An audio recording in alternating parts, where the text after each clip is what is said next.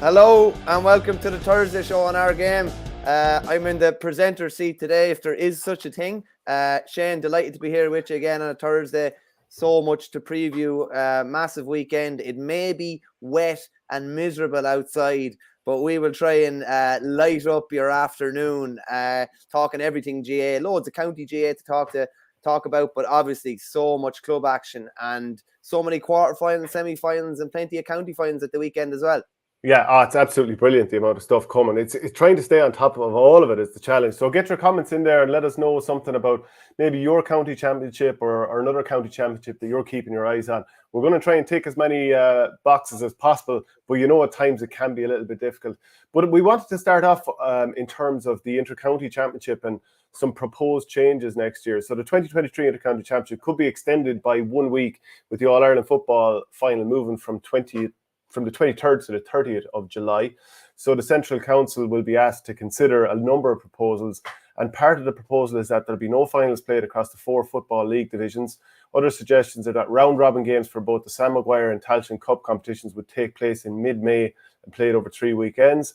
It also appears that both Leinster and Munster senior finals could be played on the same day, on the 11th of June. And then we'll come to another point separate to that. But what do you make of all of this? I mean, I would be saying let's cut down the league by as much as possible. I've said it before. What other sport in the world spends half of its calendar playing more or less friendlies between pre-season competitions and league? Yeah, there's a couple of things on it. I think 1 week is probably very little to be extending it by. I probably would have been looking at 2, possibly 3. And again, leading into the point that you said there, it would be taking a couple of weeks out of the league where possible. Now, I don't have a great issue with league finals going, in the sense of memorable league finals to me are probably Division 3 or Division 4 finals, counties that are not generally getting to finals and not generally getting to play in Croke Park. Outside of Mayo winning the league a couple of years ago, I remember that was quite memorable. There's not that many Division 1 or Division 2 finals. Probably the Roscommon Galway one this year was memorable for the finish of it, but I don't have that many other great memories of league finals. And I also, the fact that it's okay for a league just to go on who finishes on top of the league at the end of the league stages. You know, I think is it rugby league where they play the top 2 in the final. And I think it kind of sometimes can undermine the league process. The Premier League would say the top team wins the league, and I've no great issue with that, because if you play 38 games, it should come down to the 38 games, not a one-off game between the top 2. So I don't have a great issue with that, but I would probably have been extending it a small bit more. I think mid-August would have been fine, and I think there's still, but if it meant starting the Inter-County Championship a bit earlier and taking away another week or 2 of league, I'd be agreeable with that. The Hurling League finals are staying, which I'm okay with, I suppose, as well. But again, there's not that many memorable league finals outside of that. 5-15 to 5-14 Kilkenny and Tip, the 2009 final between Kilkenny and Tip. This year's final I thought was memorable enough just because it was a brilliant Waterford display. But I think the meat and drink of it is the championship, and I think I would be taking a bit off the league to make the championship better. Yeah, to be fair, I suppose the 2016 league final, Clare Waterford, that was pretty good as well. Generally, we're moving towards the Tailteann Cup now, so every team is going to be somewhat playing closer to their level and have a chance to move up to the Sam Maguire.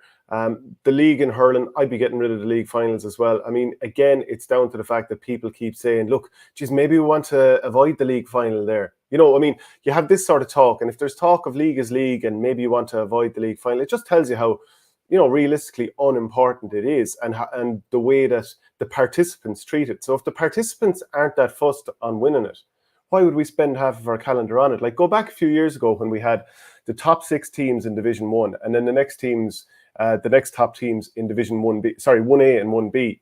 And people realized, well, it's too competitive in 1A, so we better kind of water it down a little bit by mixing the two of them together.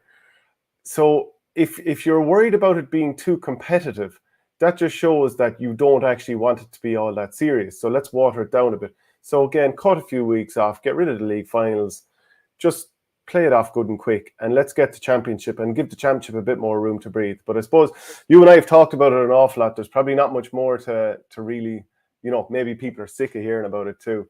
But just given how condensed it is, Shane, is it's even more of an experiment than before now. And that's only natural, because you have to expose guys in the league, particularly new players, because with how kind of bang, bang, bang the championship is, you have to have more players exposed to championship hurling or to that inter-county level before you get to the championship than in previous years where maybe you could go on 19 and 20. You need 25 or 26 now. You just do. Yeah. So another little story that's doing the rounds here, we haven't chatted about it before the show, but there are reports that Tony Brown could link up with Tipperary, the Tipperary hurlers as part of Liam Cahill's setup. Now, he was a Waterford selector under Cahill this past year, and there's talk about it. As a Tipperary man, I don't see a downside to it. One of the greatest hurlers in in modern history. Anytime I've spoken to him, just very energetic, charismatic sort of character. So I wouldn't massively see a downside to it. I could only see a positive. We don't know if it's going to happen or not, but I think that would be a positive. Yeah, it's an interesting one. I know that obviously Waterford's campaign last year did not end well, but no. I know from a lot of the talk around Waterford that there was a lot of praise about Tony Brown and his influence on the squad, and even a good bit of talk about trying to keep the continuity even within Waterford for 2023, that there was potential, or there was talk that he might be on board with Davy Fitz. He was obviously only in with Liam Cahill for 1 year. If those rumours are to be believed, he obviously left quite an impression with Liam anyway. And as I said, when you have a manager who's tipped to the core, you have a coach who's tipped to the core, you have Paddy Matter in there as well. Like, there's a lot of tip. There's a lot of, how should we say, a lot of that local knowledge, local passion, I suppose, as well. Bringing in an outside eye who has obviously seen all the opposition that they're going to play in Munster with a Waterford perspective the year before. So to me, I wouldn't see any issue there. It's like Owen Kelly going in. It's funny, like if you'd be gas if you had Tony Brown in with Tip, like absolute Daisha icon, and on the other sideline with Waterford, you're going to have Owen Kelly, like as big a Tip legend as you can get. But it just kind of shows you, like we talk about positions being fluid on the hurling field, backroom positions are becoming quite fluid as well. So I definitely watched that one quite closely. I actually texted Tony about 3 weeks ago and just said, so you're going to be on the Waterford sideline for 2023 ? Now, he never got back to me. So that's not unusual for him either. But I'll definitely be watching that one very closely. Yeah, certainly. And Desi Dolan, he's now the Westmeath manager, you'd have to say. And another Sunday game pundit who has thrown their hat into the ring, not only to be involved in an inter-county setup, but to be the head honcho in their county. So obviously you have Desi with Westmeath, you have Kevin McStay with Mayo, you have Ushie McConville with Wicklow. And I know I'm forgetting. O'Rourke. Yeah, Colin O'Rourke with Meath. So a lot of big hitters out the door there. I think I was talking about continuity with Tony Brown and Waterford.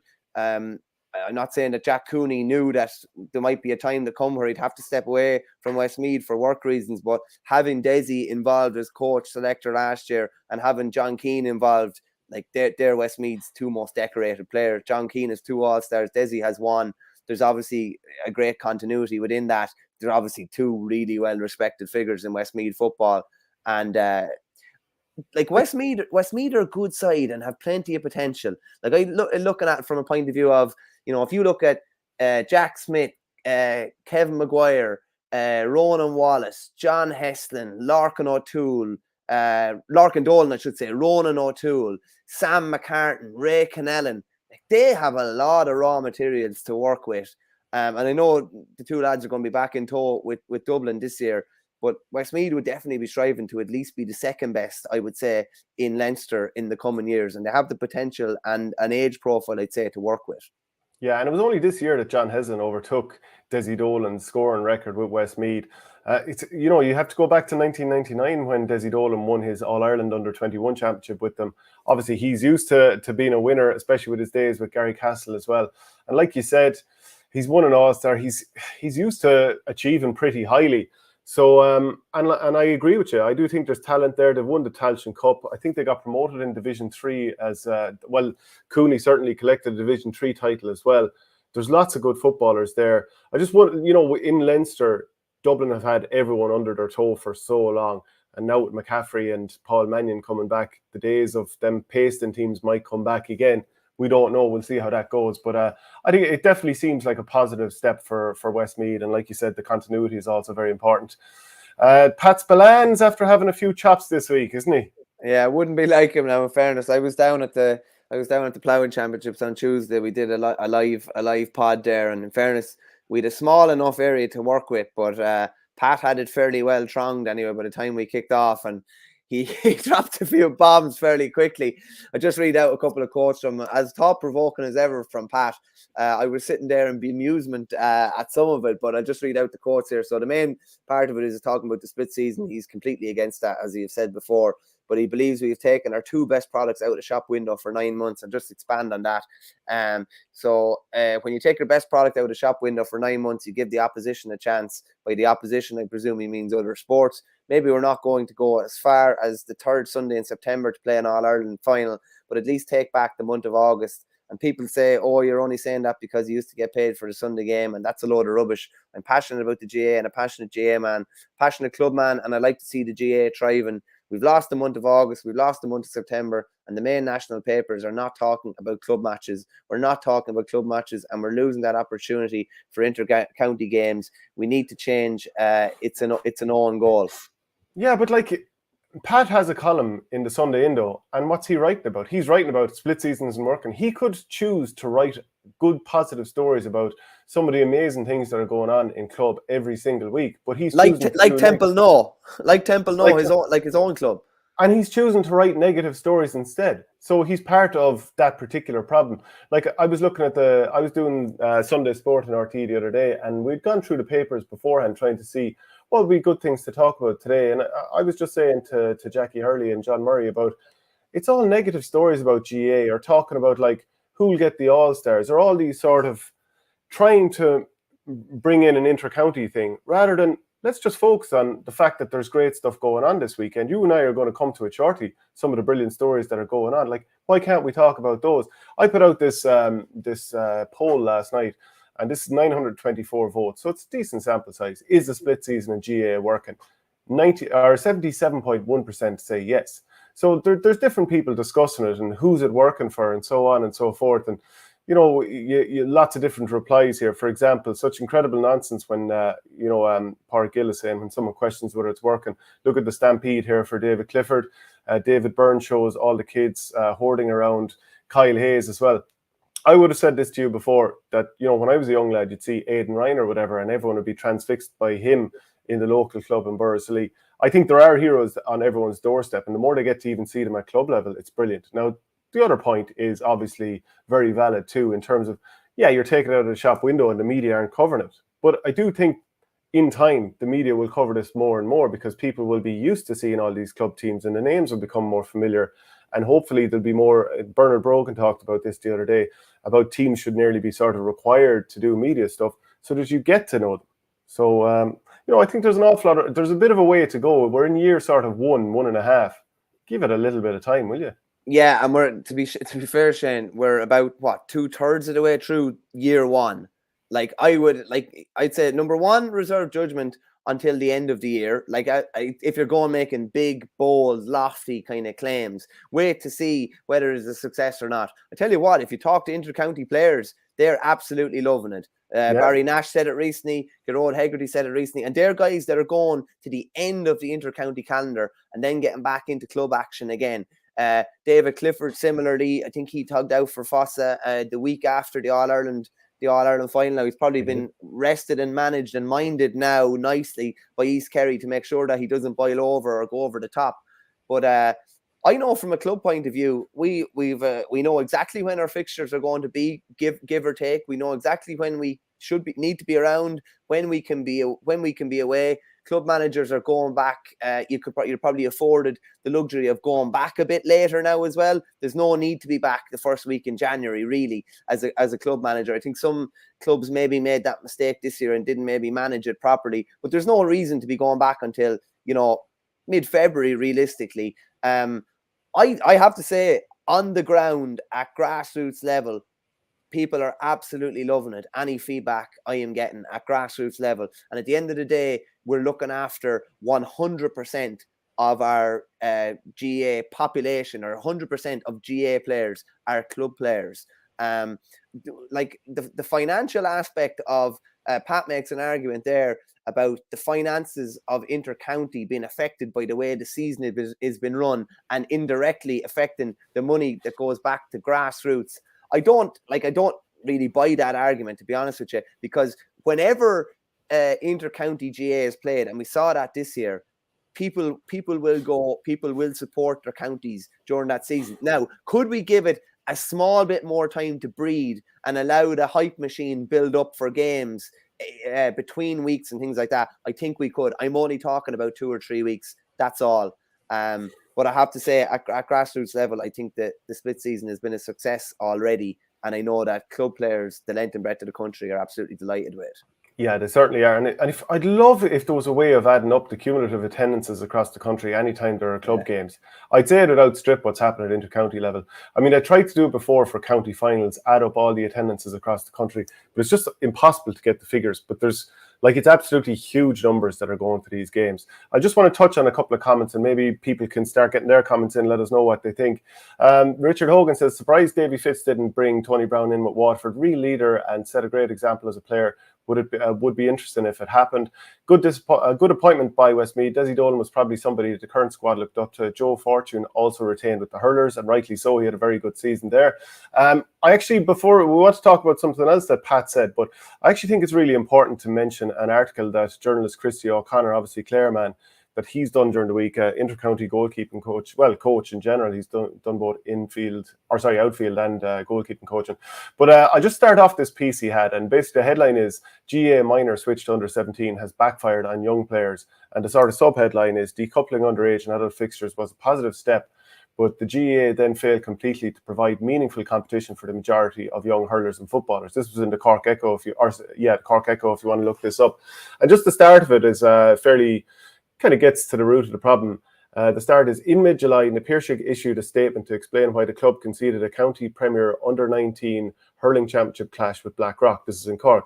The statement outlined how the players and management had prepared for the original fixture until Blackrock submitted a request to the Cork Competitions Control Committee for the game to be postponed for a week due to players being on holidays.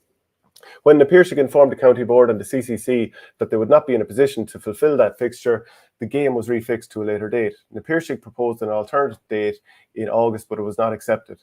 Blackrock progressed, but then they were beaten in the semi-final by Middleton. The match was supposed to be part of a double header, but Glen Rovers pulled out and Valley Rovers advanced to the final.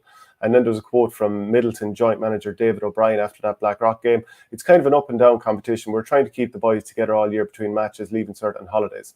So just a little bit more of it. In numerous counties around the country, a similar scenario was played out. The Clare Under-19 Championship, for example, which was also fixed for July, was defined by walkovers, no-shows and lack of interest. Players who had completed the Leaving Cert were gone on holidays. Other clubs had zero interest in the competition. But what did the county boards expect with the timing?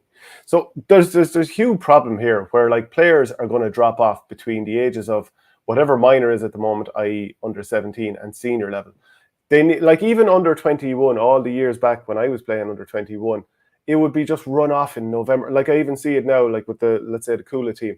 It's run off at the very end of the year when players who are of that age but aren't actually playing with the senior team, they haven't played in over a year, and they're going to go back into a competition that's run off knockout, and you think somehow they'll be able to hurl their best stuff, and that somehow they're going to get the bug again for a competition to run off just like that. I think it's a really valid point by Christie, and something that needs to be looked at ASAP. I tell you what, the one thing about changing it to under 17 is that lack of overlap between minor and senior, I think, has helped a lot of adult fixtures take place without having that burden of, you know, a guy on a county minor squad that's holding up a championship, potentially being a panel member, and it's holding up a championship. I do think that has been a massive plus. But if you don't have, just say, for example, within a pretty decent sized club, and you only have, would say, two hurling teams, or just say two adult hurling teams, like the challenge or the difficulty with losing, like so many lads that can be lost unless you have a feeder team, a junior A team or a junior B team, where they can go play a bit of adult hurling, mature and enjoy it, and get to, just get to enjoy hurling for a couple of years. Whereas a lot of clubs probably don't have that avenue. We only recently got it in Borough. We started junior B back, and it's where it's basically bridging a gap for us between under 17 and adult, and keeping lads hurling for a couple of years. But a lot of clubs aren't afforded that luxury, and there's a lot of guys been lost in the middle of it. So I do think it's something that really, really has to be looked at. I'd say the steps taken in Cork and a couple of other counties by having an under-19 championship was a progressive step, but it's very, very messy. They are trying to look out for that cohort and keep them playing, but it's very, very messy. And you talked about under-20 and under-21 championships. Our under-20 championships in Offaly were played basically midweek. The two finals were played on consecutive Tuesday nights after the weekend after a round of adult fixtures, and that's very, very messy as well, very congested for them. So it's definitely something I know from chatting to, and you're the same as well. Clubs the length and breadth of the country are pulling their hair out over this, and it's definitely something that has to be looked at very, very closely.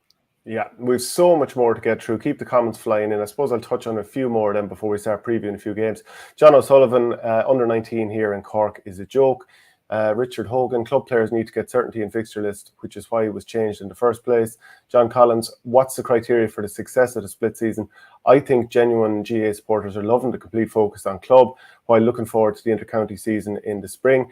Loads more comments. Just keep them flying in there, because we love getting them, and we'll try to get to as many as possible. Just one more thing from Spillane. He said he hates the statisticians and think they're ruining hurling. So do you want to go through just a couple of his quotes there? Yeah, there's there's a quote he came up with in this. It is one of the funniest things I've heard in a long time. Now, it doesn't really make sense, but it's funny. It's funny nonetheless. So he doesn't like statisticians, and he thinks that Gaelic football tactics have infiltrated hurling. So I'll read it out. I love hurling. I just feel that it's starting to go the way of Gaelic football, and that too much of Gaelic football's tactics have infiltrated the game. The physicality and the physique of the players is amazing, but this emphasis on possession is too much. It's a very simplistic game. Hurling is a game played with a stick, and the ball travels much faster with the stick, but it's basically been replaced by a game where fellas throw it most of the time. I see that as a problem. Possession is now king. If you can't go forwards, go sideways. If you can't go sideways, then go backwards. The boys that drive all of this are the statisticians, because everything is driven by the statistician. The statistician tells the manager his stats at halftime and full time. Yes, you can use some stats, but according to statisticians, if you put your right foot into a bucket of boiling water and you put your left foot into a bucket of freezing water, statistically you're comfortable. Which I particularly enjoyed. I got a chuckle out of that, I have to say. But then just lastly, he says the two big things the statisticians want is possession and turnovers. And as long as you're not turning over the ball, everyone is happy we haven't turned over the ball, but you're losing by 8 points is the counter argument. That's not the point. We've only one turnover. I love hurling, but not the way it's played a lot of the time now. Now, there's obviously an awful lot in there. I do think that there's a balance. I think stats are hugely beneficial.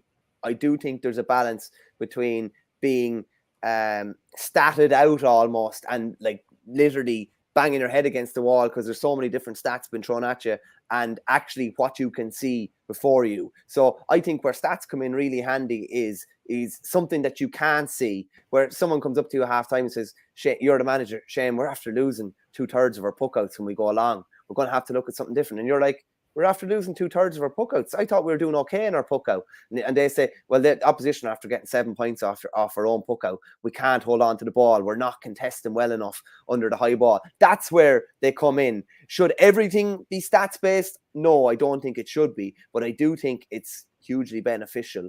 And I think the best stats people break things down to probably 3 simple points that they give you at halftime, and then a lot of takeaways after a game, but digestible points at halftime that you can change and implement into your game in the second half to basically help your team. I do think they can be over-egged, but I do think they're hugely beneficial as well. So I think there's a balancing act with them. Yeah, you need a certain amount of stats to inform the decisions you're going to make, but I don't think there are obviously some hurling managers and camogie managers who will take the stats and go too far in terms of what they've heard, and then they'll end up playing what might be referred to as constipated hurling at times. And you do see teams moving the ball backwards, sideways. But what's the alternative? If you come up against a team that tries to crowd you out and hunt in packs, you have to move the ball backwards and then across the field to try and find a space. You're not going to keep watching Limerick put 12 lads back in their own half and hit the ball long on top of it like Cork did in the 2021 All-Ireland final. You're not going to do that, and you shouldn't do that. So you have to look and think, right, well, how can we work our way around this? And hurling is changing, and fine. I think Pat's totally entitled to his opinion on this. The same way I saw Gerald Nan did a piece in the Star this week about the Mayo footballers, and people say, hurling man shouldn't have his shbake on the football and vice versa. That's fine, because you want hurling to appeal to people that aren't necessarily diehards. But there's a reality too. When you're a manager, when you're on the pitch, you have to play what's in front of you. And sometimes the statsman will tell you, or statswoman will tell you what's in front of you and tell you, well, we're getting no joy out of doing this thing over and over. So like you said, it absolutely is that. It is that way. It's a balance. I think it's literally a minute or two, Shane, if you're involved with a team at halftime. The idea of having a laptop in front of you and being bamboozled for 10 minutes or something like that, I don't see that at all. If I was a manager, which I hope to be at some stage, and I will have a stats person or a stats team, and they'll be giving me a couple of digestible points, and that'll be that, and then we'll be moving on. And I would like to have someone in my ear just saying, you might want to look at going down the right wing. We're not getting any joy there or whatever. Not sure what Adrian's having a go about takeaway. I don't generally eat takeaways, to be honest with you. My new thing after a game is chocolate rice cakes, orange coated chocolate rice cakes. That's my go-to treat. It's moved on from the iceberger to that. Jesus Christ, I didn't think it was in you. I mean, I'd be an awful whore for the takeaway, I have to say. There's a place not far from me, just across the road from the American Embassy there, called Embassy Grill, and I does be making a pig of myself in there. Chicken fillet meal, right, with a battered sausage to wash it down. Listen, there was, I don't know if they're still doing it, but wasn't there a stage there where Premier League footballers were being encouraged to have a pizza or a takeaway after a game because of the calorie deficiency after a game, and they're basically reloading back again. Now, I don't think hurling teams are doing that or whatever, but I definitely find that you'd have a massive deficit after a game, and you need to fill it up somehow. Plus, the day of a game, the 24 hours before a game, I'm gone to the stage now where my body washes out nearly everything out of my system. So I need about 2 days of calories the day or in the hours after a match, or I'd probably lose about half a stone. Didn't Michael Phelps, that Olympic swimmer, wasn't he eating 12 or 13,000 calories a day? So he was throwing pizza the whole lot down the hatch. John Sullivan obviously remembers that you had about 10 iceburgers one time. Seven now, to be fair. It was seven. 10 iceburgers, fair play to you. I didn't feel hectic the next morning either, I can tell you that. Adrian says, you said the stats man gives you takeaways after a game. So I was a nice way of not using the word learnings, which I'm not a big fan of. No, that's very rugby-esque. Hey, the Kilkenny quarterfinals are on this weekend. There's some tasty fixtures. Tullerone will meet Erin's Own. Bennett's Bridge, a city clash with James Stephens. Dixborough meet Mullina Vegas. And then Clara meet Shamrocks of Ballyhale. So pretty tasty fixtures there. Yeah, Bennett's Bridge and the Village is no city clash. I can tell you that. Oh, sorry. Well, they're close to the city. Well, no, there's 3 clubs in the city, and they are not one of them. So we would definitely not say it's a city clash anyway. But Tullerone come into the quarterfinals fairly flying, after winning the league final last weekend, and they're kind of the team on everyone's lips at the moment that if there is to be someone to take down Ballyhale, they're coming up against Erin's Own. They'll be strong enough favourites coming into that. The Bridge and James Stephens. The Bridge obviously beat James Stephens in the league stages. Be interesting to see whether that can be turned around. The Village had a right good win over Listowney last weekend and put up a huge score, a score that they hadn't put anything close to that. I think it was 125. They hadn't put anything close to that up throughout the whole league stages, and had a lot of their big men kind of stood up when they were needed. Conor Brown, Niall Brazel, Tygo Dwyer. So I think the Village will actually half fancy themselves in that game. That's very, very tasty game. The Borough against Mullinavat. The Borough were beaten in the Shield final last weekend. I wouldn't I wouldn't place any importance in that. Mullinavat, or Mullinavegas, as you say yourself, did a right good win over O'Loughlin's and will be coming in confident enough of an upset there. Then you obviously have Clare and Ballyhale. Clare won the Shield final last weekend. Had a lot of their best players on the pitch by the end of the game. But realistically, Ballyhale are back on the horse again. It looks like, put up 326 last weekend. They quietly won by 15 points. Glenmore had played quite well, and there's a couple of sucker punch goals in there, but just the potential for scoring that's in that team is unbelievable. Mullinavat scored 3-9. Now, to be fair, as you were saying on Monday, Mikey Butler kept John Walsh very quiet in that game. So maybe there's more scores to be got out of John Walsh in this game. Maybe Joey Holden will be on him and he'll be looking to clamp him down the way he was trying to do with Jerry Aylward last week. But Mullinavat are going to need goals here, and they're going to need to stop Ballyhale getting them. And it's just very hard to make a case for it happening.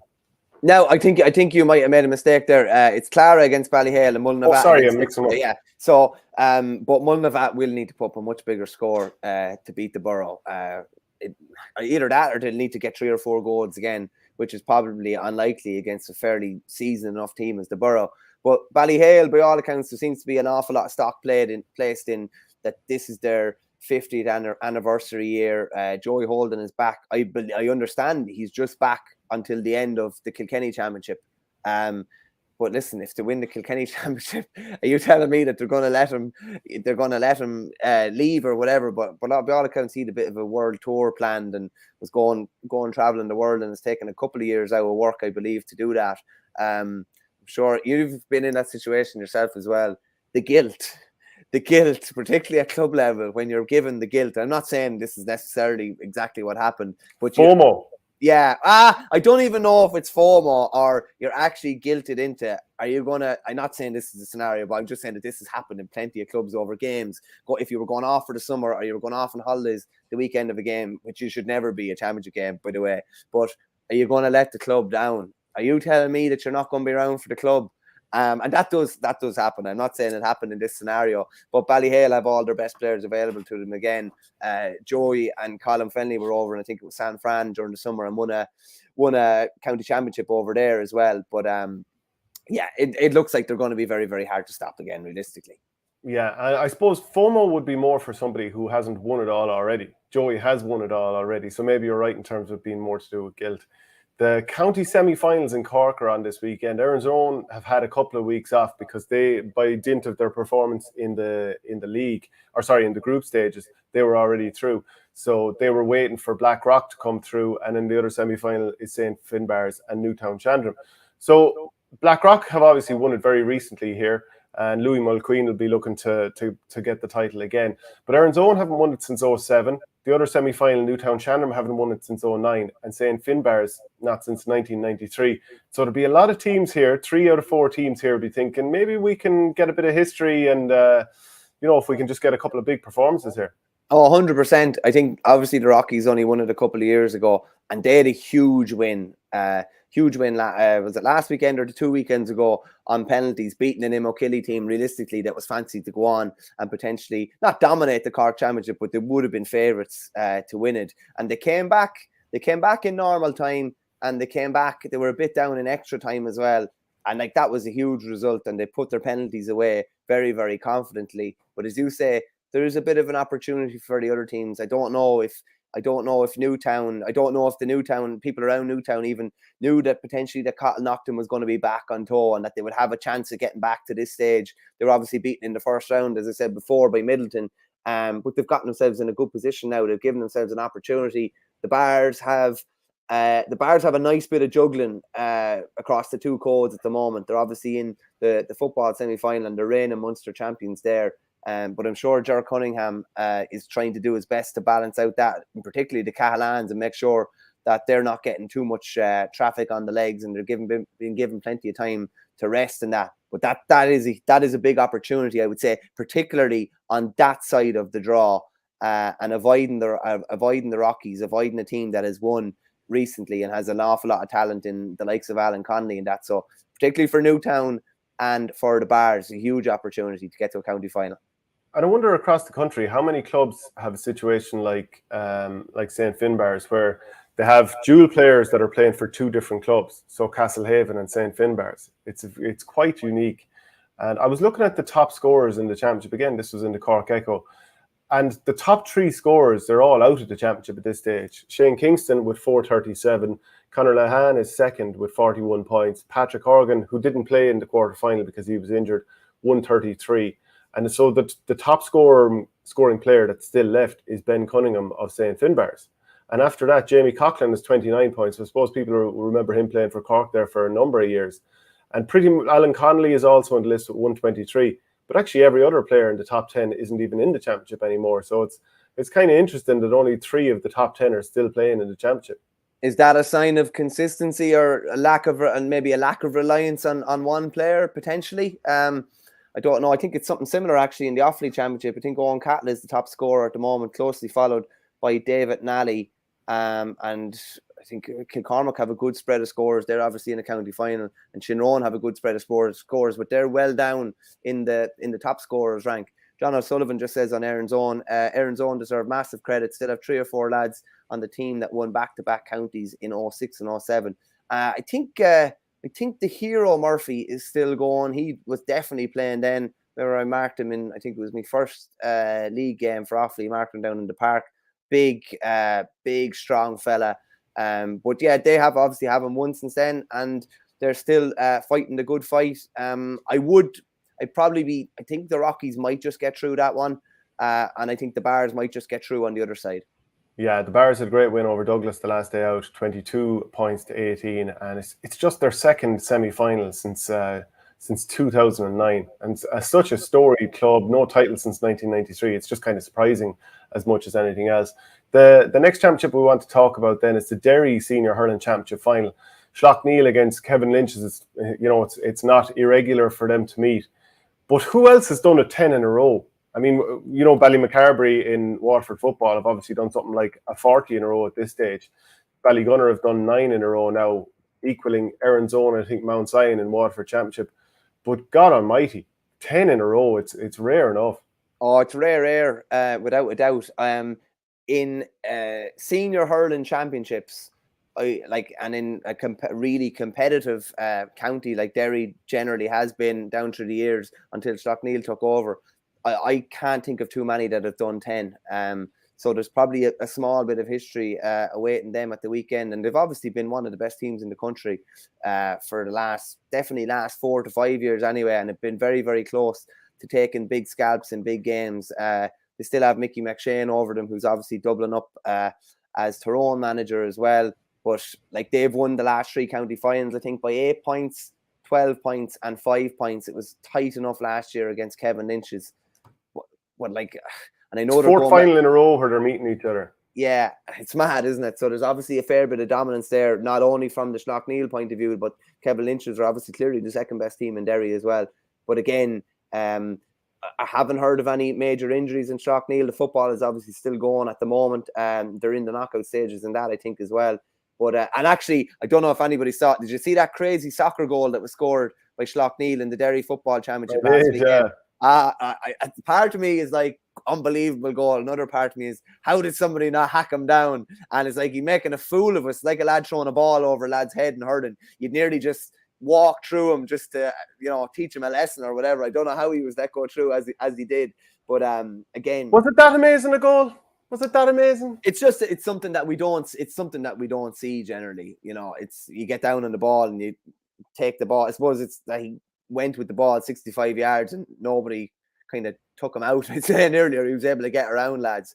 But as regards the county final in Derry, again, very hard to see how that quite, 8, 12 and 5, what are we looking at? 25-point average, 8.25 is the average winning margin in the last 3 finals. So very, very hard to see that being overturned.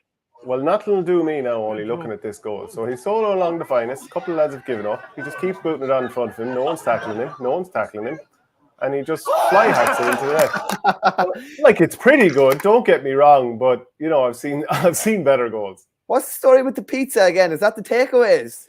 I think that's advertisement at the end of Derry are going next level. They're getting sponsorship in. There's a few takeaways for the manager after the game from the statistician. And no better man to throw him down the hatch. By the way, here, John O'Sullivan says Shea Bowen in goals and the Baron hero Murphy definitely still going for Aaron's own. And Barr is very young, had 8 players under 21 against Douglas.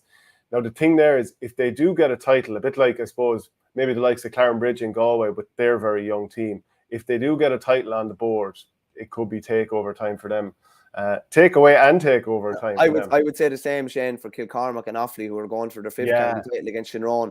Like, they are going to be a really dominant force in 4 or 5 years. And for some of those lads to have a county title under the belt potentially this year, maybe again a small bit against the grain, I think will be huge for the psyche kind of going forward. Yeah. Tipperary quarterfinals are on this weekend. A couple of tasty looking fixtures. The one big thing I'd say about them all is they're really, really difficult to call. Drum and Inch against Lockmore Castleiney, that's on at Saturday at 4 o'clock. That one's on RT. It's kind of disappointing in a way that John McGrath and, of course, Ed Connolly, the Tipperary under-20 player, they're both out for the season. Neither will play. The club is Kieran Connolly back fit, Shane? Yes. I think he came on the last day. Okay. Yeah, he wasn't 100% fit to start the last day, as far as I know. I was doing tipcast with Shane Brophy, and I'm pretty sure that he said he came on the last day and he scored 2 points in the space of 10 minutes. Now, having him, obviously, as a Fitzgibbon Cup winner earlier this year with UL, if he's fit and flying, and especially bringing in the form he had last year in the county championship, he'd be a big player. But it's just a shame that John McGrath, who got man of the match 7 weeks in a row between both codes and the club championships last year, it's just a shame he's not playing it, because it takes a bit of star power away from the game, doesn't it? Yeah, it does, of course, yeah, because where is Noel stationed at the moment for them? He's obviously probably hitting frees and stuff as well, but where is he stationed at the moment? Has he gone even into the full line at times to try and take a bit of that burden, because they don't have that goal threat that maybe John McGrath would offer? I haven't seen every one of their games now, but he seems to be floating. The usual sort of job with him. Yeah. I mean, ideally, you would like to be able to leave him inside at times, and I mean, that's where the loss of John McGrath is so keenly felt, because you'd be able to swap the two of them in and out. Like last year, county semi-final, John McGrath had been quiet for a lot of the game. He came out into the half-forward line for the last number of minutes, and he started doing a bit of damage, scoring from deep. So, I think in other games, they've moved Brian McGrath up the field. Of course, they'd want him in this, probably the middle 8, but more kind of the tail end of the middle 8 there, whether it's half back or midfield, even with the option to play in full back if you want, if there's somebody you really need to target. But I think he's even been up in the half forward line at times. So they have a lot of quality in that team, to be fair, and a lot of hard-working players too. They also won a county quarter-final in football last weekend against Kilsheal and Kilcash. So again, they're the double county champions looking to defend both titles. If they manage to defend even one, and Hurling is wide open here, if they defended even one, considering the injuries, that would be unbelievable. But Drum and Inch obviously have lots of quality too. They have a very good half-back line with Fintan Campion sort of, I suppose, buttressing that in the half-back line. Obviously, they have Seamus Callanan up in the forward line. He's been quiet in a couple of games. Like Davy Corbett was good marking him for Thurles in their meeting, a game that Drum won by a nice bit. He was quiet against Burrs for long spells, but it was the last part of the game when they needed him to step up. Now, they didn't have to win, but when they needed him to step up towards the end against a team that did need to win, he was able to get the job done. His Podge Campion is in the half-back line with Fintan Purcell. I was just mixing up the couple of names there. And they have John Campion, then the Tipperary under-20 captain, playing midfield as well. There's probably more in him based on the Burrs game. There's definitely more in him. I actually think that this is unbelievably tight to call, but I would be leaning towards Drum just on the basis that they have their star attacker. Like, we can go Shamey versus Noel if we like here in terms of this game, but I'd just say I'd have to slightly go with Drum. What's the most likely matchup on Shamey? Would John Maher pick him up, or who's most likely to pick him up? Yeah, John Maher sat out the football match last weekend, so they're clearly trying to mind him. I think Willie Evanston has been missing games too. I'm not entirely sure if he's going to be available or not. It probably would be, yeah, it probably would. No, do you know what? They probably want John Maher lording it from centre back. So I think they like him, the ground he can cover, and they'll just probably. I'm just trying to think who would be on him. I'm not entirely sure who will mark him, but they'll obviously have somebody. Yeah, could be a case of trying to deny as much by playing John Maher centre back, would be denying as much space inside and probably sitting back deep and trying to deny the ball going into Shamey if he is parked at the edge of the square, which he will be at different stages. Yeah, Richard Hogan actually says, congrats to your Tipcast colleague, Dennis Kelly. Has he been ratified as a senior camogie manager yet?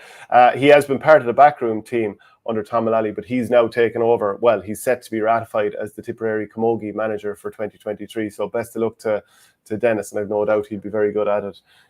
Will we move on to the second quarterfinal in Tip? Yeah, just one quick one, Shane. Johnny McGarvey just on to us on Twitter here as regards the Derry senior hurling final. He says Brendan Rodgers has a broken wrist and is a big injury doubt.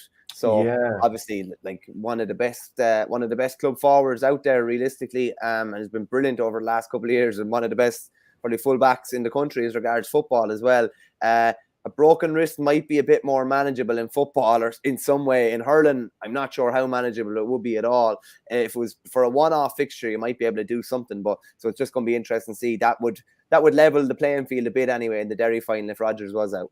Yeah, I'm partly wondering, is Drum and Lockmore going to be that good of a game? Just when you're down to star players, I don't like. Drum have been very impressive. They were very, very impressive against Temple Derry, won by a nice bit. They pulled away from Thurles. Not needing to win against Borrisoleigh, they also won. So you're talking about beating two champions from the previous 4 or 5 seasons there. But I still feel at sometimes they're not quite playing free flow and stuff at the moment. But maybe I'll be proven wrong this weekend. And just Lockmore being without John McGrath. Look, maybe I could be totally wrong and this will be a cracking game. I'm just not entirely sure it's going to take off. Killerwan against Toomevara is an interesting one. Like Toomevara, they weren't exactly firing on all cylinders coming through the group, but they're obviously here. They've got a very battle-hardened sort of team. They've got scorers and likes of Jack Delaney, who always tends to score pretty well in the Tip Championship. Mark and Kevin McCarthy. Killerwan are down Craig Morgan, who's done his cruciate, but they still have a lot of pace throughout the team and a lot of skill. Like Niall O'Mara, probably be somewhere like centre back. Then you're going to have Keane Darcy, Jerome Cahill, two guys with an awful lot of pace who can run up the centre. Thomas Cleary's a good target man. But I suppose Toom would want to keep this a low score and gritty sort of game. But Temple Stadium mightn't be the place to do that. How's Keane O'Kelly been going for Killerwan, actually, Shane? He was someone that was in around the Tip under 20s. Seen him at club level a couple of times. We played him a couple of times, and he's definitely had a lot of attributes that I liked as a forward. Is he fit and playing for Killerwan at the moment? Again, you've kind of caught me on the hop here. I haven't seen that much of Killerwan this year. I do think he's a very good player, and I like how direct he is. Sometimes he could probably play the ball off a little bit more, look for the give and go. But I just haven't quite seen him all that much this year. Just when you talk through there, like they have lots of big attacking power. Even if Niall O'Mara is back in defence. I hope to see Niall back in with Tipperary next year as well, because I think he offers them big options across a couple of different positions. And obviously he got that crucial goal in the 2019 final that kind of set the ball in motion as well. So I do hope to see him back with Tip. But this is a big opportunity for McDonagh's in that it's opened up for them a bit. It has opened up, and that win over Clonalty in that refix game has really helped to open up things for them. If you'd, like, with due respect to Toom, if you'd given them a quarter final with Toom at the start of the year, they would have taken their hand off for it. And obviously you said it is a big derby game, but they have a lot of potential and have probably struggled to deliver on it in recent years. I remember being down when they played, it was Lockmore, I think, in a playoff game in the middle of COVID 2020. And it was just a game that they limped out of the championship, and that they have thrown in a couple of poor performances when the need was greatest. And I wonder how will they deal with the pressure even this weekend now, because there is a bit of pressure on them, because it does look like it has opened up for them and it's a glorious opportunity. And it'll be interesting to see how they react to that. Yeah, so the Killerwan McDonagh's came from a club that was originally formed as the Wets. back in, I think it was 1900. If someone has more information on that, let us know. Adrian McGrath says Clare is full of players playing two codes for different clubs. Ballier, Kilmaley, Ina Kilnamona, 6 Mile Bridge would all have players, plus a few lads playing intermediate as well. Very fair point. But yeah, that's absolutely true. Gary Brennan would have been playing for Clondegad last weekend. I think he kicked 9 points. That's technically, I think, Tony Kelly's football club, and it's obviously Gary's football club as well. Ballier is definitely messy enough because there's a decent few clubs involved there when it comes to football, and you know, they have the likes of Pierce Lillis and a few more who are obviously Clare footballers that might necessarily be from the Ballier club as their number one club. It's obviously their number one hurling club. Yeah. Upper Church will meet. Number one, I think, like you, Killarwan have a great chance to finally end their drought, which goes all the way back to 1985 this year, even though they're missing Craig Morgan. But as we said already, with the likes of Lockmore, you know, teams are missing players. You know, maybe you could be missing a key man and still win the county championship this year. They'll definitely be targeting it. Upper Church Drumban will meet JK Brackens. They already met in the mid this year. And Upper Church's only defeat in the championship was to JK Brackens in the mid, which Brackens went on to win. Now, Brackens came third in their group and had a brilliant win in the quarterfinal against Nina after going behind, and they were a nice bit behind. But I would say, right, and I know this is probably putting you on the spot, who's the best player left in the Tipperary Championship?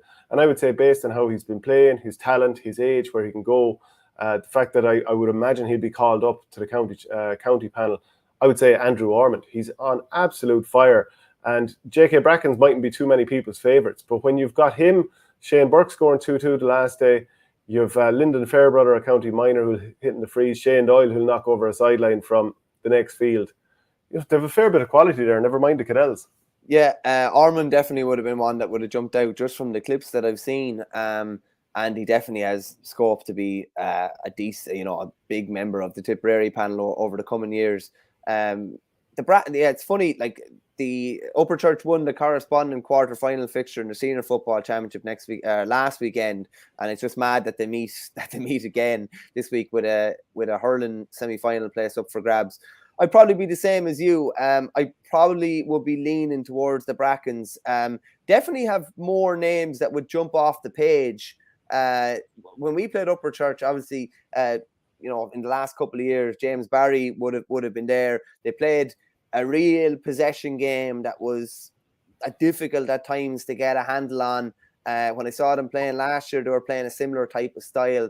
But I just think Brackens. I think Upper Church is.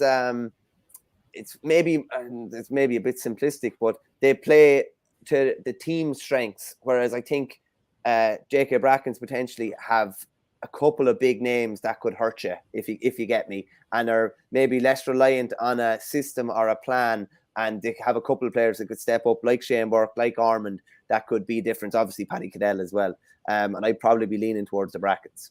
Yeah, but at the same time, Upper Church, they're sort of a team that die on their backs. They've got quality all over the field. Gavin Ryan will probably be sitting deep at number 6, quality hurler.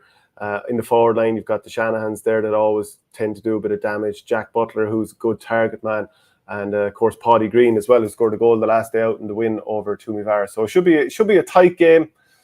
I kind of feel like Brackens are a common team, but, you know, it's very hard to deny the Church too. Both of these clubs on for the double.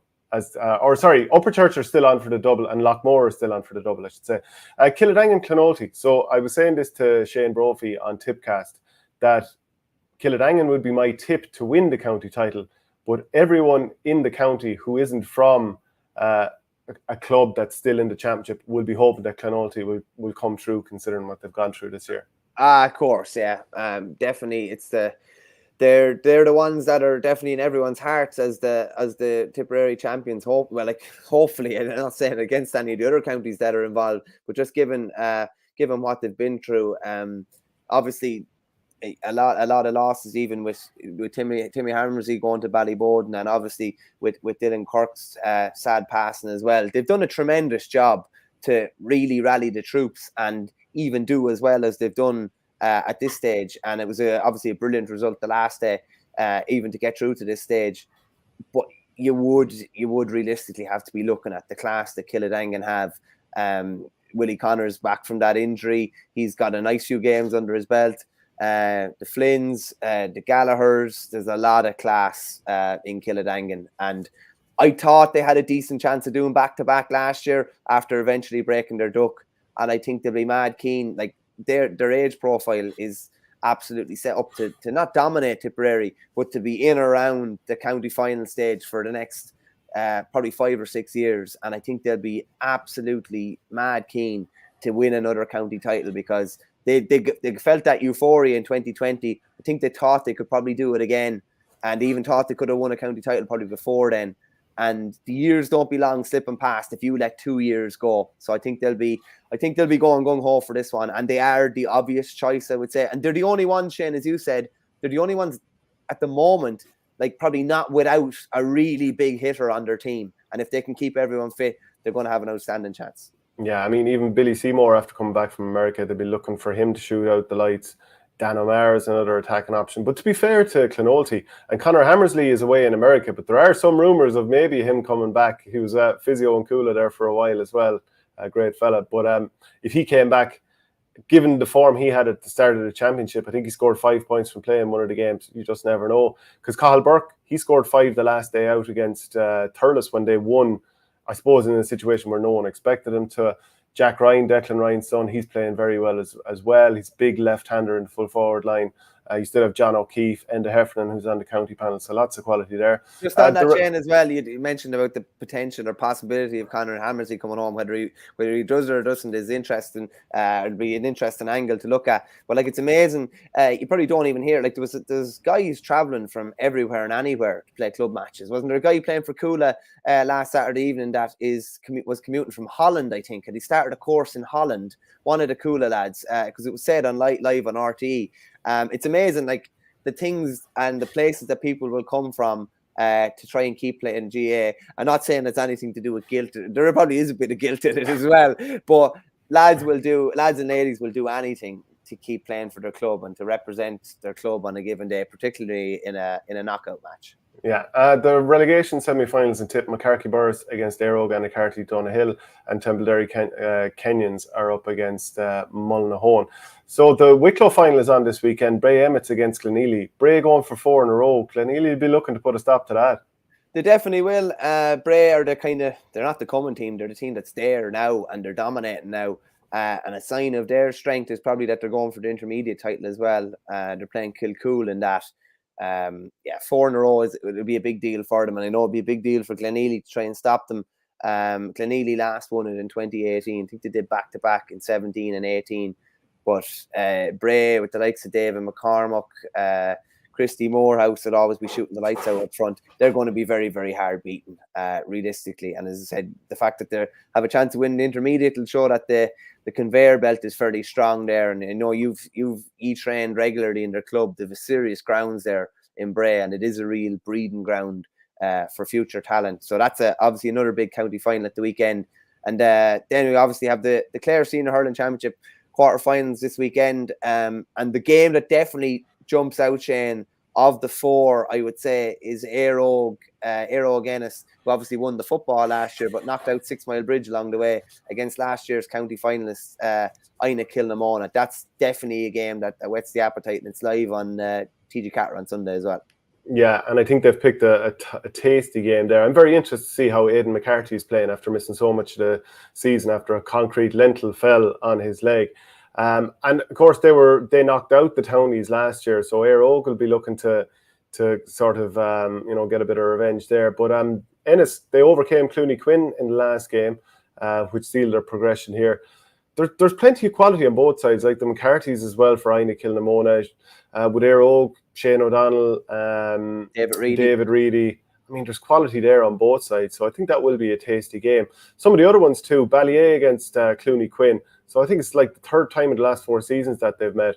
Both teams were beaten in their last game out with Cratloe, Pip and Ballier, and that secured top slot for them. While, like as we said already, Éire Óg, they beat Clooney Quinn.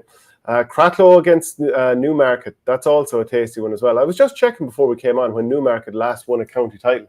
You have to go back 10 years at this stage. It's been a fair bit of time. Was Liam Sheedy involved actually at that stage? Oh, Yeah, that rings a bell, Yeah. all right. That rings a bell. You obviously still have the likes of Colin Ryan would have been a big driver 10 years ago, and he's still a big driver there now.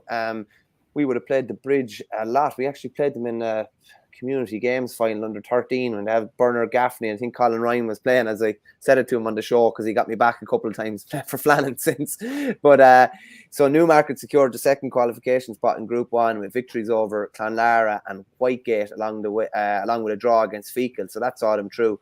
And in last year, they lost out to eventual champions Ballyea by a single point in the semi-finals. I think Tony came on and hit 2 that day despite having an ankle injury. With the last of their 23 titles, as you say, coming 10 years ago, Newmarket are the record title holders, but are 10 years without a title. And then the other game in Cusack Park, Ennis on Saturday, I think it is 6 Mile Bridge against Wolf Tones. Wolf Tones obviously have Rory Hayes. I think Aaron Cunningham is still playing with them as well. And the Bridge were that dominant force there for a couple of years when Tim Crowe was in charge and Davy Fitz was involved as a coach as well. They won it in 2019 and 2020. But as we said earlier, they were beaten by Airog in the quarterfinal last year, which was a bit of a surprise. I think they rested a couple of players the last day. But I think the rest. Jamie Shanahan was one of them, wasn't he? Yeah, I think Cotton Malone might have been rested as well. He was injured, I think, for last year's quarter final and was definitely carrying a knock into it. But they'll be keen to bounce back. They were like a lot of the talk last year was, of them winning a 3 in a row, and they kind of limped out in comparison to how dominant they'd been in the previous year. So I definitely would have the Bridge as favourites for that one anyway. Yeah, absolutely. So just as you were mentioning Fecal there, I was thinking, is there a more unfortunately named club in Ireland? And then what sprung to mind was the club in Donegal, Muff. And if anyone out there obviously, look, they're great clubs and all that kind of stuff, but look, the names are a small bit amusing. Is there a funnier club name out there, or even internationally stationed? Oh no, I'm thinking of a Jackass episode where they went to a particular town in America that was very unfortunately named. I don't want to say it. I don't think there's a GA club there. Is it that bad of a name? It's not great, but it's the name of a place. Like, so is it okay for me to say it? Yeah. So Johnny Knoxville asked someone from this town. He says, "So what is there to see in my anus?" That was the name of the place. And I'll never forget it. I laughed as hard. We're very simple creatures, men in particular, I would say, and we're amused quite simply. But they're not the most flattering names. You would say Muff and Fecal, definitely not. Muff in particular, I would say. Aidan McGrath says Aidan McCarthy's going really well, and Airog have had some interesting moments in goals and full backline. The rest of Ina Kilmona's team haven't been firing. The Bridge have been the best team, and Shanahan plays for Wolf Tones, is what Richard Hogan has said. We have Jason Byrne of the Irish Sun coming on here. He has himself currently muted, but hopefully he'll unmute himself in a second here. Jason, you're certainly looking slick. The hair is flying, but you have yourself on mute. He's the hair slick back. He looks well. Jason will obviously bring us in and talk about the Donegal Championship. He's obviously a new author as well, having been the author of a great book that we'll talk about, Born to Save. There is Martin McHugh's Born to Save autobiography. I interviewed Martin last week, and I'm sure Jason will tell us now. Just a hugely colourful character who's had such an interesting life and is still kicking football at the age of 51, which is something else. Yeah, can you hear me there okay, boys? Oh, we can. Good. Loud and clear. Your Donegal accent is coming through loud and clear. Oh, God. Is this subtitled? No. Yeah, you were on about Martin there. Some man still going. He turns 52 in November, I think. He's just relentless. It's unbelievable. Such a great experience doing the book with him over the course of the last 2 years or so. It's just been brilliant. And we're BFFs now. We're buddies. It probably looked... we were just looking back there, it probably looked queer dodgy when we were meeting up in a dark petrol station in Sligo during lockdown and the windows were all fogged up. we were working like a scene from Titanic. I know, yeah, pretty much. We were working on the book though, so yeah, all good. We probably broke a few rules along the way, but sure, look. Who didn't? Do you know what? I want to come back to that in a second, but we were just talking about funny club names there. You're a Donegal man. Are you based far from Muff? Very far from Muff, yeah. I've always been very far from Muff. Yeah, that's way up the top. It's just across the peninsula from Derry there, so it's way up the top. We used to never go up there to play them or anything. Like, they were always a few divisions lower than us, and back on Underage as well, it was divided into divisional championships. So we were in the southwest, and they would have been in North Pole division. So yeah, it's like, it's not that far distance wise, but if you were to drive it from Killybegs, it's over 2 hours, like, because the roads are just bad. Do you know what I mean? So yeah, answer your question. Nowhere near Muff. Yeah, well, can you just tell us about Martin's journey in brief and what people can expect when they read the book? I'll just put up the cover here again, and you might outline it for us. Basically, yeah, like, he's, he broke onto the Leitrim under-21 team in 1981, and they won the Connacht Championship, and then he kind of dropped out of football for a year, and then the iconic John O'Mahony took the Leitrim job, and they were building something special, and a lot of his under-21 teammates progressed onto the senior team. None more so than Declan Darcy, who of course was the captain, and you had big Seamus Quinn there as well, and Ollie Honeyman and Joe Honeyman and Joe Rooney, and a lot of these men that are Leitrim icons forevermore. And they went through the 94 Connacht Championship. They got all the big guns along the way. The beat was common in the Hyde. They drew with Galway and Carrick, and then went into the Lions Den and Tuam beat them, and they were back in the Hyde again for the Connacht final against Mayo, and Martin concedes a goal a few seconds in when a high ball drops in, and he saves a penalty in the second half, and Mayo score the rebound, and it's just a huge, dramatic and emotional story. And John O'Mahony is such a big part of it. From, you can really see how he was nearly ahead of his time back then in terms of sports psychology and man management and everything else. When Martin was going through it with me, it was just so impressive. And he just trained them like dogs as well. It just sounded fairly relentless, going up sand dunes and Strandhill and running through Lockheed Forest Park and Roscommon. And they used to train in Kells as well, when a lot of the lads were based in Dublin. And there was one night they trained in Kells, and a few cars had nearly gone off the road because of the bucket and snow. But, Jono and Martin will both tell you that, it was nights like that they really did win the Connacht Championship that year. And then, just aside from that, like, obviously the Connacht Championship one's a massive part of the story, but just the health battles that he's come through, like, to beat cancer twice. He's just such an inspirational man. Like, he was first diagnosed with testicular cancer in 2009, and he went through relentless chemo, lost all his hair, and he really thought his life was going to be over. He really thought this was it. Like, and he was in a very, very dark place. And a man from Cavan came from Kilnelec to ask him to come and to train the team. And once he got back in the pitch, he was like, okay. He turned a massive corner, and he started seeing light at the end of the tunnel, and he gradually got back, and he transferred to Clongwish in Longford at that stage. And Paul Varden was the captain, and Paul took him up to lift the cup along with him, and they won the championship that year, and he ended up winning 3 medals with them. He played for Stephen Kenny for a spell at Longford Town in 1998, who of course is now the Irish soccer manager. And then he transferred back to Auckland, his home club, in 2016, and he managed to get his way back into in 2017, he managed to get his way back into the team, and he was 47 at that stage, and they won the intermediate county title. So that's only really scratching the surface, with a lot of the rest in between. He came up against some of the very best in the game, in the All-Ireland under-21 final and under-21 semi-final, in 1981. Like, there's a lot of very interesting insights into that day that Leitrim played in the All-Ireland semi-final against the Dubs in 94, and how that Dublin team was expected to go on and win Sam Maguire, and they didn't. And Martin has a lot of regret about that day personally too. He feels he really choked, and the pre-match parade got to him and all that. So there's so many facets to the story, and it was just a great experience putting it all together. So anyone who's read it so far seems to have really enjoyed it. And thanks to Michael there for giving it a great plug in the Indo last Saturday. It was a great piece, and a lot of our friends in the media have been great pieces on it. The launch night was brilliant too. So thanks a million for letting me chat about it here as well, Shane. I'm sure everyone's head melted about it at this stage, but I think it's a story everyone should hear, because it's not just a football story, but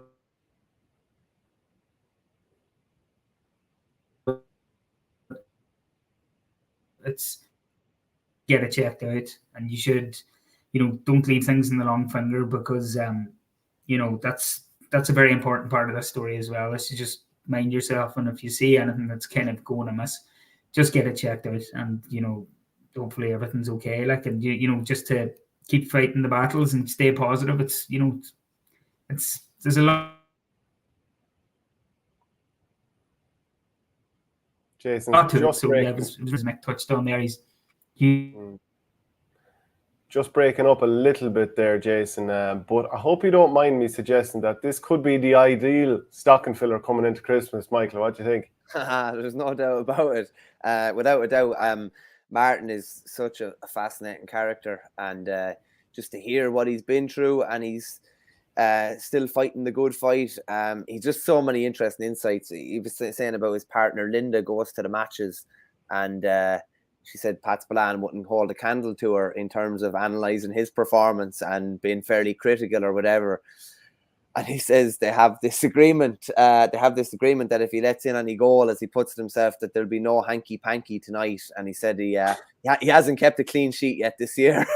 So just a really interesting character, and what he's been through, and he's come out the other side, and just the fact that he's still playing football as well, and just to see the courage and inspiration that football gave him, I suppose, in his darkest times, and how one call from I think it was a manager up in Crosserlough, the Kilnalek is where the GA grounds is, and it just re-energized him, and he drove up there an hour and a half, I think, from Sligo, got sick a couple of times on the road on the way up, went up and took a session, got sick during the session, but was just totally re-energized by it. And I think he said, Jason mentioned there about lifting the Longford Cup, kind of in his own head, when he went up and lifted the cup with Paul Barden, fully bald head in the middle of really difficult treatment, and he just said that was the moment when in his own head that he beat cancer, and just a real inspirational story. Yeah. And as I was saying there, Jason, before you got kicked off, it will be a fair old stocking filler heading into Christmas. I'm sure that's part of the plan of the time you've released it. Well, look, a lot of Leitrim people seem to have bought it already. So, there's people all around the world have bought it. That's the great thing about the internet now. Like, there's a buddy of mine from home who'd have Leitrim stock, Conor Malloy. He bought it in New York. He got his copy the other morning. He sent me a photo, and he was getting quite stuck into it. And there's people in Australia who bought it. And my sister was able to order from Sydney. So that's the thing about the modern day. Like, look, he's. A lot of people might think, a book about Leitrim GA might sell too well, or interesting one, and a very humbling one. So, look, anyone who's read it so far seems to have enjoyed it, and that's the main thing, because I certainly enjoyed working with them and putting it all together. Yeah, I know it's brilliant stuff, and people should definitely consider it as an option this Christmas. We want to talk about the Donegal Senior Football Championship semi-finals this weekend. Obviously, your fingers on the pulse there, Jason. Kilkenny against St. Eunan's and Guido against Naomh Conaill. How do you see these games going this weekend? Well, based on what the bookies are saying, Kilkenny and Guido seem to be the outsiders.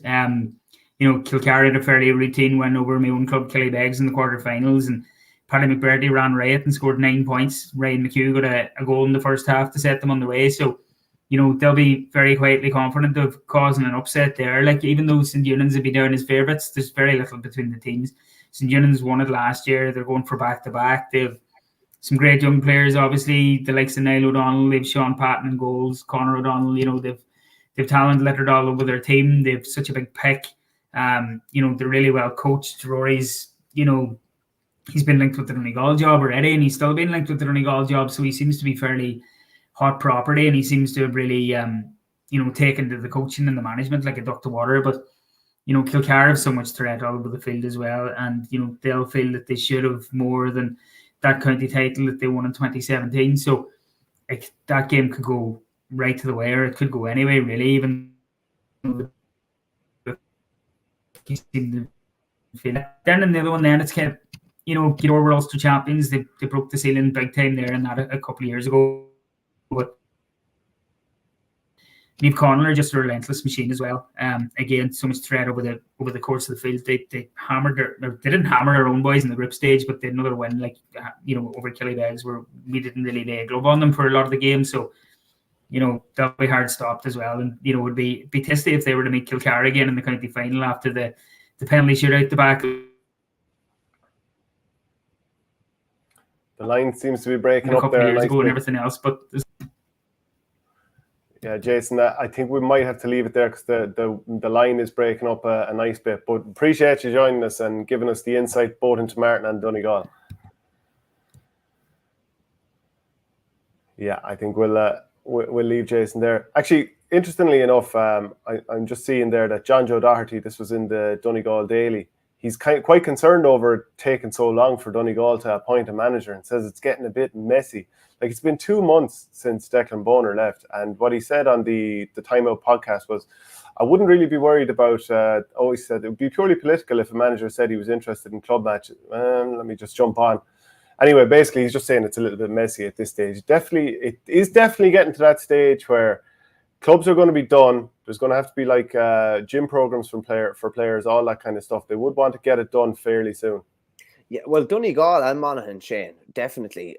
Like the one in Westmeath has been, like, Jack Cooney left Westmeath relatively recently, and that was all wrapped up fairly quickly. Now, you could say there was continuity there, and that's maybe why they were able to keep it going. But it's a long time since Declan Bonner stepped down in Donegal, and it's a long time since Banty McEnany stepped away in Monaghan. And apparently, it doesn't look like we're that much closer to finding their successors. And it's a very tricky one when, if Rory Kavanagh is heavily in the equation and he's involved with a club, all he wants to focus on is that club, and all he wants his club squad to focus on is, we're totally bought into or buying in to try and win another Donegal senior title. So I'd imagine he doesn't, like, if that is going to happen, he doesn't want an announcement or anything coming out. He doesn't want any distraction on himself. He doesn't want any distraction on his squad.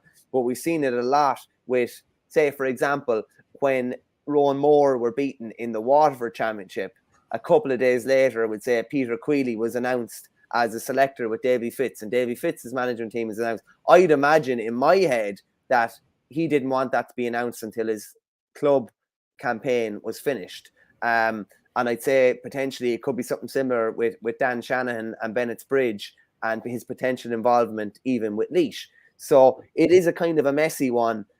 Maybe the Donegal Chiefs know who the manager is going to be and know what the backroom team is going to be, and it's just a matter of having to leave it a bit of time to maybe for Rory Kavanagh or somebody else for their club involvements to be over, particularly within Donegal, whatever about if they get into Ulster. But from an outsider looking it does look a little bit messy, all right. Yeah, absolutely. We're going to jump back to the hurling and finish that off, and then we'll come back onto some of the more of the football again.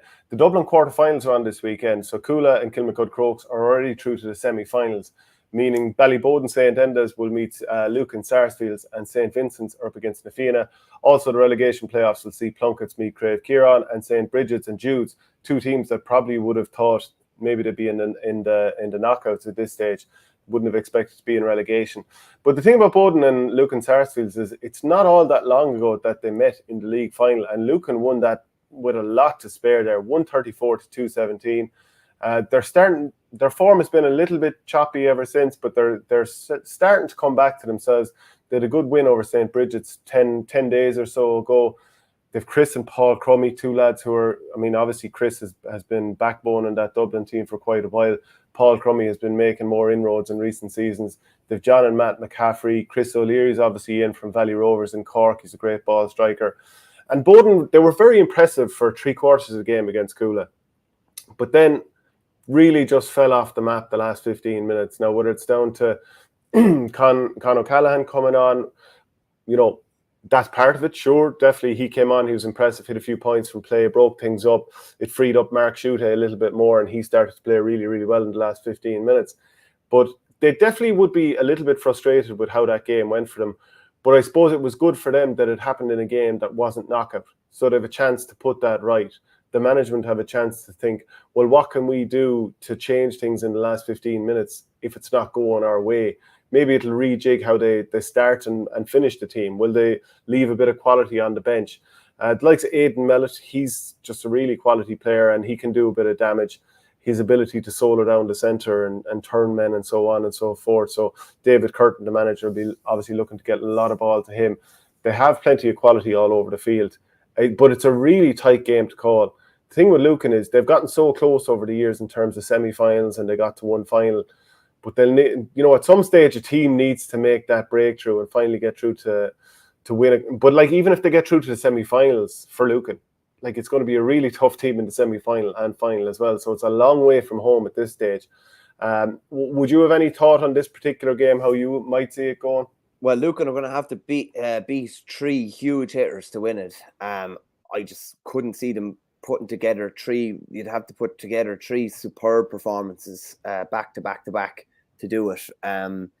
They could get over the weekend, but I'm not sure. I'm not sure thereafter. It was interesting to hear Conal Keaney speaking in the aftermath of the football quarter-final last weekend, and it was very pointed that he remembered about Lucan beating them in the league normal stages, I think, and beating them well in the league final. And league form counts for little, really, when it comes into championship. There's so much of a turnaround. But I'll put it this way, we beat Kilcormac reasonably comprehensively in the league final. We played them in championship a week later and they beat us, and we played them in championship semi-final last weekend and they beat us. So if anything, I think even losing a league final like that would probably be an advantage for Bowden, in the sense of just that added little small bit of motivation as well, and maybe proving a point in your own head. I don't see either of these two winning the county title, if I'm honest, from what I've seen this year so far. I think it's probably between Coola or Crokes. And again, same for the same point for Lucan applies to Bowden. Bowden will have to beat Lucan, a good side, and they'll have to beat probably Crokes and maybe Coola, or vice versa, to win a Dublin title. So it's a very tough route through to the final. But Ballybowden have done things the hard way several times before, so we wouldn't put it past them. Yeah, I would actually consider them 2 similar teams in a way, in the sense that when you meet them, you always get a physical game. Like, you've been in a game after you come up against them. So this could be a real bruiser. I think it's 10 years ago now, after Ballybowden had won 5 in a row, Lucan were the team that beat them in the first group game that season, that sort of gave other teams a little bit of hope. And, I think we ended up beating Bowden then in the final group game and knocked them out. That was the first time, obviously, in a number of years when they hadn't come through. So Lucan know that historically, they have done okay against them at times. Obviously, they haven't beaten them every time. Bowden generally have a fairly good record against most teams. But I expect that one to be pretty tight.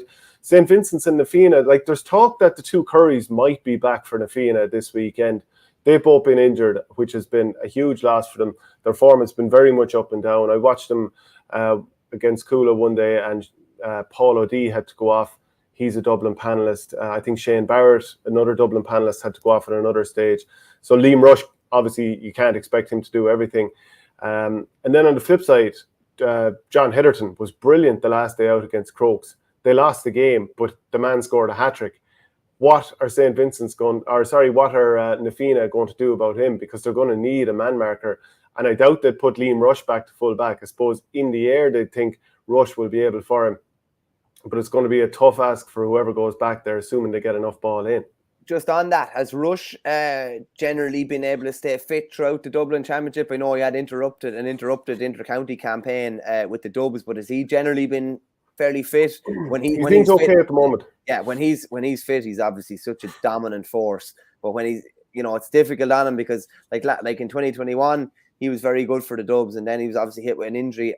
Did he play at all? Did he make a squad? He might have made a squad, did he, this year with the Dubs? He came on against Westmeath, and he was brought on the full forward line, and just a couple of minutes later he had to go off. So, he had his injury issues this year. Like against Coola in that game that I mentioned already, he started pretty well, but then after a while, Colm Cronin, who was playing centre forward, and brought him on a tour of the place. And, you don't want to be chasing Colm Cronin, I don't care who you are, especially into open country. So if I'm St. Vincent's, I'm thinking, how can I try and bring Rush out of the number 6 area? Which, maybe there'll be a plan to ensure that he's a +1 and he doesn't come out of that area. But you'd be thinking, who can we put in there that might draw him around the place? Ryan McBride is obviously Ryan McBride, he prefers to be called. He's the most obvious option. Then I'm wondering, is Derek McBride, his brother, who injured himself against Crave Kieran, I think in the first or second round of group games, will he be back from injury? And Tom Connolly wasn't fit enough to start the last day. He only came on the last few minutes against Crokes. Will he be fit to start as well? So I think it's a really tight game. If the Currys are fit and flying, who knows, maybe Na Fianna can recapture last year's form that should have led to a county title win. But St. Vincent's are the ones I'm leaning towards based on what I've seen this year. Okay, I haven't probably seen enough of either, but I definitely know that Na Fianna have the potential. As you said, they should have been 2021 Dublin County champions realistically and should be defending their title. Were it not for that kind of a couple of little boo-boos at the end and a Ronan Hayes goal to force it to extra time. So I'd probably just stump for Na Fianna on that one. I'd say we obviously have lots of other there's relegation action in Dublin as well. Oliver Plunkett's on Rua against Crave Kieran. Crave Kieran definitely would be certainly in particular wanted to be avoiding relegation. Club with a huge history there, and Bridget's against Jude's as well. So two obviously clubs that have been in around county finals in recent enough years as well. And then we have there's plenty of other county finals as well. There's the Kildare Senior Hurling County Final this weekend. Novel enough pairing, Naas against Maynooth. Naas are obviously the All-Ireland Intermediate champions coming into this game. Maynooth bridged a 79-year wait to make their place in the Kildare Senior Hurling Championship Final. For only winning intermediate last year. Yeah, it's amazing. And I kind of said it in one of the shows before. Naas is obviously the club or the area in Kildare that's known as the main hotbed. But there has been a massive emphasis on hurling within Maynooth in the last couple of years, and they're starting to bear fruit already. Sometimes when a team gets on a bit of a roll as well, and particularly a young team, like I think Clare did it in Kilkenny, didn't they? Go from winning intermediate straight to win senior straight away. So it's not beyond the realms of possibility either. It's a big ask, though. I mean, Naas are a serious powerhouse in hurling, or heading in that direction. And I was contacted by a Maynooth man this week, and I went to college in Maynooth, and to be honest, I can't ever remember seeing a hurley being held by a local or a Naas jersey going around the place back in the day. But look, maybe I just didn't have the eyes open enough. But yeah, look, Johnny Gleeson was the hurling chairman up to this year for both adult and juvenile sections when no one seemed to really want it. Kept all the hard work at underage going until they progressed to the senior team. Between the schools and the underage, huge work has been going in, and some of the juvenile teams are now in the Kilkenny leagues as well. So that's the insight I'm getting from one man in Maynooth, and I'd certainly like to hear from more people if they have more insight. I'm sure there are other people to credit as well. And just as we're mentioning Naas, might as well just remind people that we do have the coaching clinic, the second module of the coaching clinic coming up in Naas on the 21st of October, Friday evening at 7:30 p.m. Shane Dowling, Dan Shanahan and Richie Power are all going to be there. And if it's anything like what we had with Martin Fogarty, Matty Kenny and Kieran Carey last Friday at UCD, it's going to be a cracker. So continuing to take the hurling around the country, and by God, what a lineup, Michael. Brilliant lineup, and I have to say I thought some of the Martin Fogarty clips that you put out were absolutely fascinating, and there's a great humour to him as well. I love the way he makes his point. There's different ways of making a point. You can be forceful, or you can be. I think I don't know what he draws you in. And he's very, very simplistic as well. And I really, really enjoyed that, I have to say. And obviously, that's a fairly stellar lineup coming up for the next coaching clinic in Naas. Just fly through the last bit of hurling as well. The Meath Senior Hurling Championship semi-finals this weekend. You have Trim, who were county champions in 2020, against Kildalkey, who were county champions last year and in 2019. And in the other semi-final, you have Kiltale against Radote. You have another round of the Down Senior Hurling Championship as well.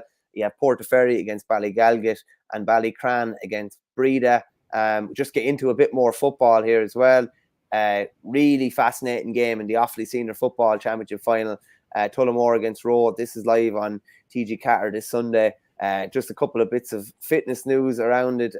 Anton Sullivan, obviously, who plays with Offaly, is believed to be a big fitness stout for Road after he picked up a hefty kind of late tackle in the semi-final. I believe it's a bone bruise. I'm not 100% sure where, but he's believed to be a doubt going into the final. I think when the adrenaline kicks in, I think he probably will be able to play. It's a matter of what percent he'll be at. And Cormac Egan, who's been kind of featuring off the bench for Tullamore after coming back from a serious hamstring injury, there's probably a fair chance that he will start the final. And this is an interesting final, and I kind of put this to you, Shane. So last year it was kind of viewed as a bit of a changing of the guard with Tullamore winning. And that's not necessarily to say that Tullamore are just made up of 19 and 20-year-olds. They're definitely not. In the likes of Declan Hogan and Paul McConway, Johnny Maloney, Mickey Brazel and these lads, they're probably the elder statesmen of their team, but they've the likes of Cormac Egan, John Furlong, who's injured at the moment, but they're all really good talents coming up, and the conveyor belt that they would have brought through from underage and the amount of underage titles that they've won would suggest that, you know, there's a fair chance of them taking over. Many other, like, what when I say changing of the guard within a county, are there any particular games that stick out where one generation maybe was ushered out and another generation was ushered in? Is there anything kind of that springs to mind? No. Good man. No, nothing. No, I'd say, I mean, they didn't win it every single year, but there was a period where they won, I think, like 6 out of 7 county titles, and won, I think, 13 overall in a run. Of Tumivara just winning county title after county title after county title. And then maybe, like, Thurles did win it in 05, but Toom won 2 the next 3. And then from 09 onwards, well, 08 was their most recent one. And then Thurles largely took over for maybe the next 10 years or so. They didn't win it every year, but largely took over. And then Thurles won in 2017 and haven't won it again since. Obviously won't this year either. So that's kind of coming to mind. I decided to jump over to the Cork County Championship to see, you know, what's the record there with, say, the likes of St. Finbar. So obviously I think they're the record title holder in Cork, to see who's taken over from them or when exactly. Yeah, so they're actually third, so Blackrock. So I suppose the likes of maybe Blackrock, Finbars, Glen Rovers, they've had those periods where their teams have ended abruptly. Like Finbars, they had a great run throughout the 70s and the 80s, up to a certain point, and then 93, and they haven't won it since. Yeah, who's jumping out for you? There'd be 2 in Offaly that would jump out. Kilcormac had, I don't know if they'd beaten us in a knockout championship game in the Offaly Championship, and they beat us by a point in the 2012 semi-final, and it was a big deal. They've been beaten in a few county finals before that. They were able to get over the line against Rhinus and have won another 3 on the back of that, got all the way to an All-Ireland club final, obviously won a Leinster title along the way, were beaten by Ballyhale after extra time in a brilliant club final as well. That would definitely be one. And Rhinus would be another one. Before they beat us in 16, they hadn't won one since 93, I think. And then all of a sudden, after winning that one, they started winning really tight games. And while they didn't win in 17 or 18, they won in 19, 20 and 21. Not on the back of that, but because they'd become a seasoned team, and they'd become a seasoned team that was able to win games. And it was that was a bit of a changing of the guard as well, probably. Mayo Bridge with Kilcoo as well. Like, Mayo Bridge were collecting titles for sport. This is in the Down Championship. They won in 99, lost it in 01, Clonduff won. But then they won in 02, 03, 01, 02, 04, 05, 06, 07, 08. Then Kilcoo got their first one of that particular generation. St. Mary's of Byrne won 2 in a row. And then Kilcoo went on to win something like 7 of the next 9, 8 of the next 9, something like that. So there was probably a bit of a change in the guard there. And just on the change in the guard as well, I'm obviously probably always giving a lot of local examples, but we were actually going for 5 in a row before Tullamore beat us in a semi-final, contentious semi-final in 09, and we haven't won one since. So it's amazing you can be going for 4 or 5 in a row and looking like you're on top and going to be on top for a while, and then it kind of crashes a bit. So unfortunately, there's a couple of examples that I don't particularly like giving. Yeah, so Anton Sullivan, actually, when you're talking about that bone bruise, I was just playing soccer the other night, bit of five-a-side, and I was going for a ball, and somebody came in, and it was knee on knee.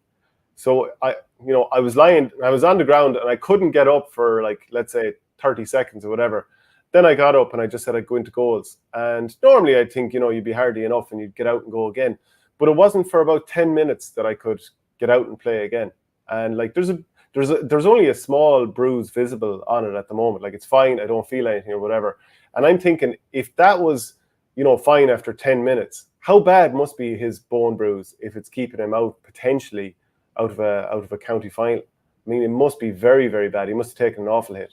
Yeah, I had woeful bone bruising on an ankle before that was about 16 weeks, and it was crippling to put my foot onto the ground. But I probably shouldn't have brought that up, because I was going to say that you were too windy when you brought up your bone bruise. I played on though. Yeah, but I think I played on after getting it as well. But it can be very bad depending on where it happens, and if it's around a lot of ligaments as well.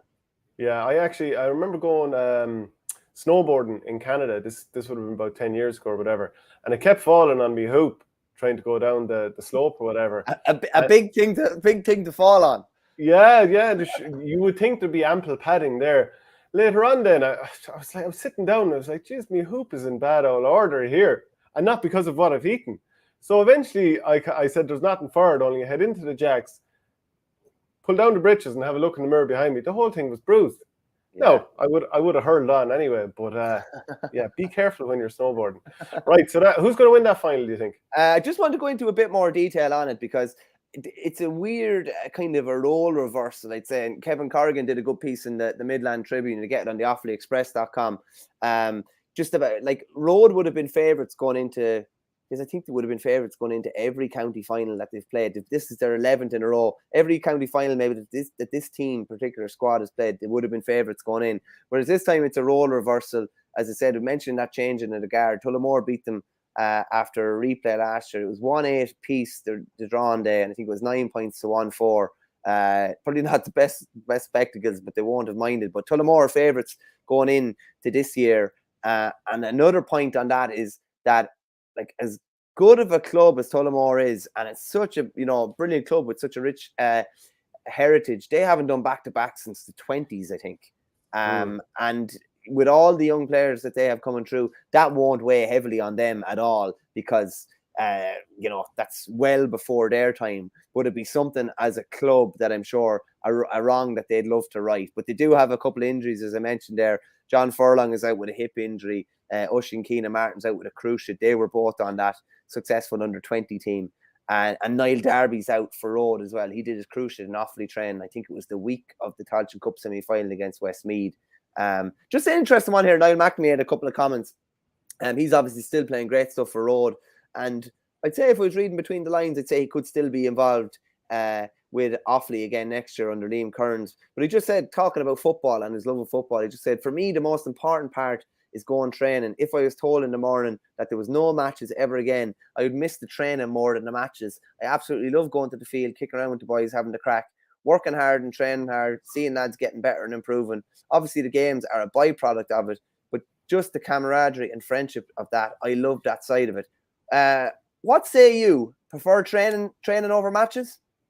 There are different things. One is, I mean, obviously you work hard when the serious part of training starts. You work hard, but there's crack either side of it. Generally, when you go to a match, it's mostly serious beforehand. Like, most people don't want to be seen to be smiling or whatever. They want to project this image that they're taking it really seriously. After the match, you can have a bit of crack, assuming you win or don't get hammered. But it's a different thing, I would say. Like, matches are brilliant, especially you have a big win and there's some buzz on the field after that 5 minutes. But training is just great crack. Like, beforehand, you come in, you do schneering with all the apes around. Afterwards, everyone's having the crack as well. Everyone's naturally in good form because they've just had a bit of a workout. The body's feeling good, all that kind of stuff. So I'd say they're very, very different. But training is just great crack. What a social outlet. What a health outlet. It's amazing. I definitely know where he's coming from there.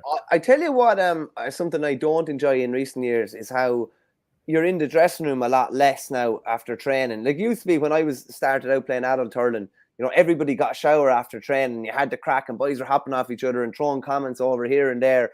And I don't know if it's because of if it's COVID related or what, but it's definitely something I don't think happens as much. You're generally not in the dressing room together as much as you would have been before, and that's where that's where most of the best crack happens in there. But I know what you mean.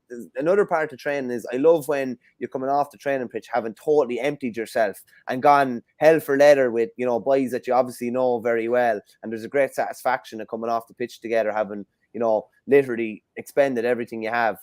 But then that's all for hopefully doing that on match day and getting the enjoyment out of that. And there's nothing like a big win together. So they kind of go hand in hand in a way, but I know where he's coming from. Like, a lot of lads just love going down to the field, and it's the crack element of that, and just being down in the field and being around lads.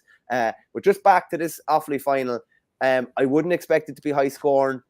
I would expect Tullamore just about to come through, but it's the sort of Road ambush that it's a sort of road ambush that, as I said, the boot is on the other foot. Tullamore have done this to them once or twice.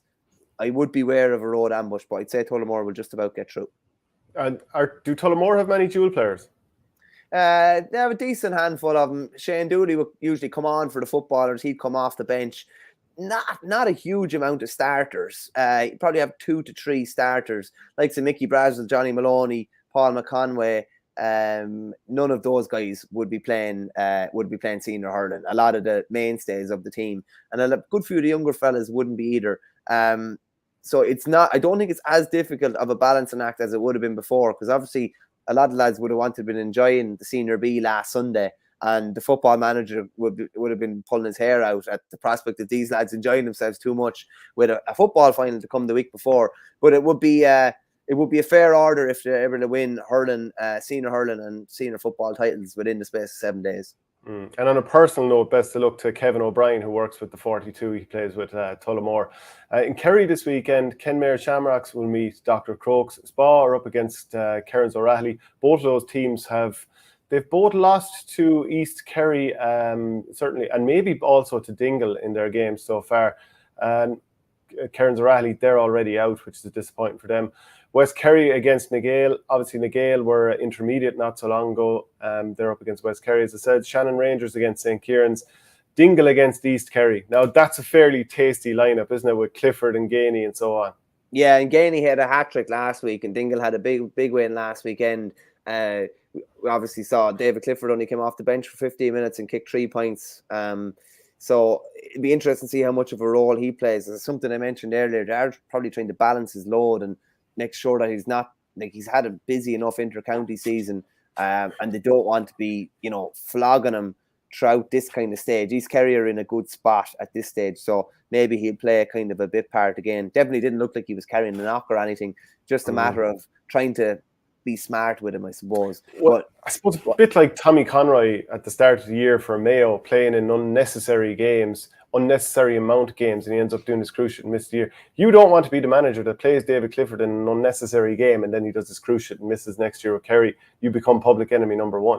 Oh God! Imagine the biggest superstar in the GAA, and let alone in Gaelic football, and been out. Just God, I hope he never gets injured. Touch wood, because football would be a lot worse for it. But yeah, you have to be so smart. I think Niall McNamee actually made an interesting comment as well about in his younger years he would just plough on through tiredness, and when he's after getting older, he obviously get a bit wiser. When you get older, he goes out, he takes a break for a week or 10 days, or talks to his manager. When you're younger, you probably don't do that. But I imagine, from a manager's point of view, if he's smart, he's talking to David Clifford and he's really trying to manage his load, because if they're playing big knockout games, that's really when you want him. That's when you want him bouncing. That's when you want him fit. And you don't want him picking up any sort of knocks in the meantime. He's had such a busy year, Shane. When you look through the playing league for Kerry, Sigerson all the way to the final with UL, all the way through with Kerry. He's playing with Fossa in the junior championship, and then he's playing with East Kerry, and then after the junior championship is finished, I think Fossa go into the East Kerry championship. It seems kind of so contrived in many ways, but you really do have to be careful and manage a lot of these guys, what they're doing. Yeah, one thing's for sure though, he won't have to play a provincial club campaign because obviously East Kerry can't represent Kerry. Mid Kerry will play Austin Stacks, Temple No meet Field Rangers, and South Kerry are up against St. Brendan's. The Galway Championship, I'll just go through some of these fixtures. Mountbellew Mylock will meet St. James's, Milltown v Clare Galway, St. Michael's do battle with Monavea Abbey, Killannon against Carlistran, Uachtarard meet Anspidale, Moycullen versus Lettermore, Annadown meet Barna, Salthill knock the Car against Ancaharua, and Corofin meet Tuam Stars. Corofin Tuam Stars is a real local derby there, and I'd say no matter how well Corofin were going, Tuam always felt that maybe they had to measure them. And when Corofin were on that long run, I think one time Tuam had them all the way into injury time, had them beaten, and it took a late Gary Sice free to bring them back to a replay, which Corofin won. Yeah, and they won fairly comprehensively. I remember that. Yeah, it's funny with local rivals like that. No matter how well your rival is going at a given time, and they could be dominating. Like, I put it this way: when Borough were in Club All Irelands, you can guarantee it.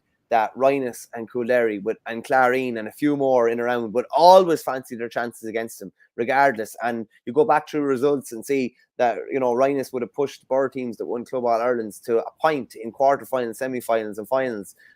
You just, the same element of fear is not there maybe with them. And it's not a lack of, there is respect, but there's a lack of respect in a good kind of a way, in that you don't put them up on a pedestal at all.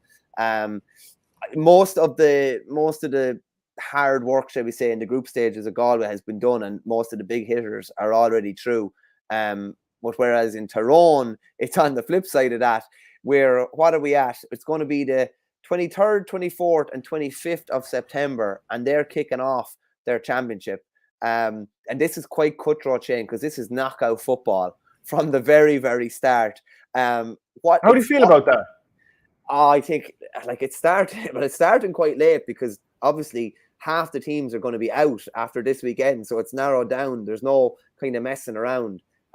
It's been ultra competitive, I'll tell you that, over the last 10 years. We've had 10 different winners over the last 10 years, so there's no doubt. It's 17 years since anybody has retained it. Isn't that just, that's outrageous, really. Nine clubs have won it since back-to-back for Carrickmore in 2005. Yeah, that's crazy, really. If I was a player in the Tyrone Senior Football Championship, I'm not sure how happy I'd be if I was out in my ear after the first game. They obviously have, I don't actually know, because I didn't ask anyone about it, but I presume they have a thriving league structure. They must have. The league must mean an awful lot. Not obviously as much as championship, but it must mean an awful lot that your secondary competition is played for the bulk of the year, and then when it goes into championship, they're afforded the chance of being a knockout championship, because I presume the league is given quite a stature in there. What would you reckon if you were a player and after training for 7-8 months and you have the potential of a bad refereeing call and been out of championship? I don't like it. I really, really dislike straight knockout. I mean, you train to have an entire year down to something that you're saying there. It could be a bad refereeing decision, could be a bounce of a ball. I mean, there should be groups with minimum 4 teams in them. Maybe even 6, so you have 4 or 5 group games. Like something like that, I think, is a minimum. That if you're going to put that much into it, and your whole town is watching you and, you know, getting behind you and all that kind of stuff, one game, like I just think that's a little bit ludicrous. And what I do think is interesting is that you have the meeting of, I think it's Killy-Clogher are going to be up against Dungannon Clarks in the first round of the championship. And when they met in the final in 2020, and Clarks won it on a penalty shootout to win their first county title in 64 years. I think that's pretty unbelievable stuff.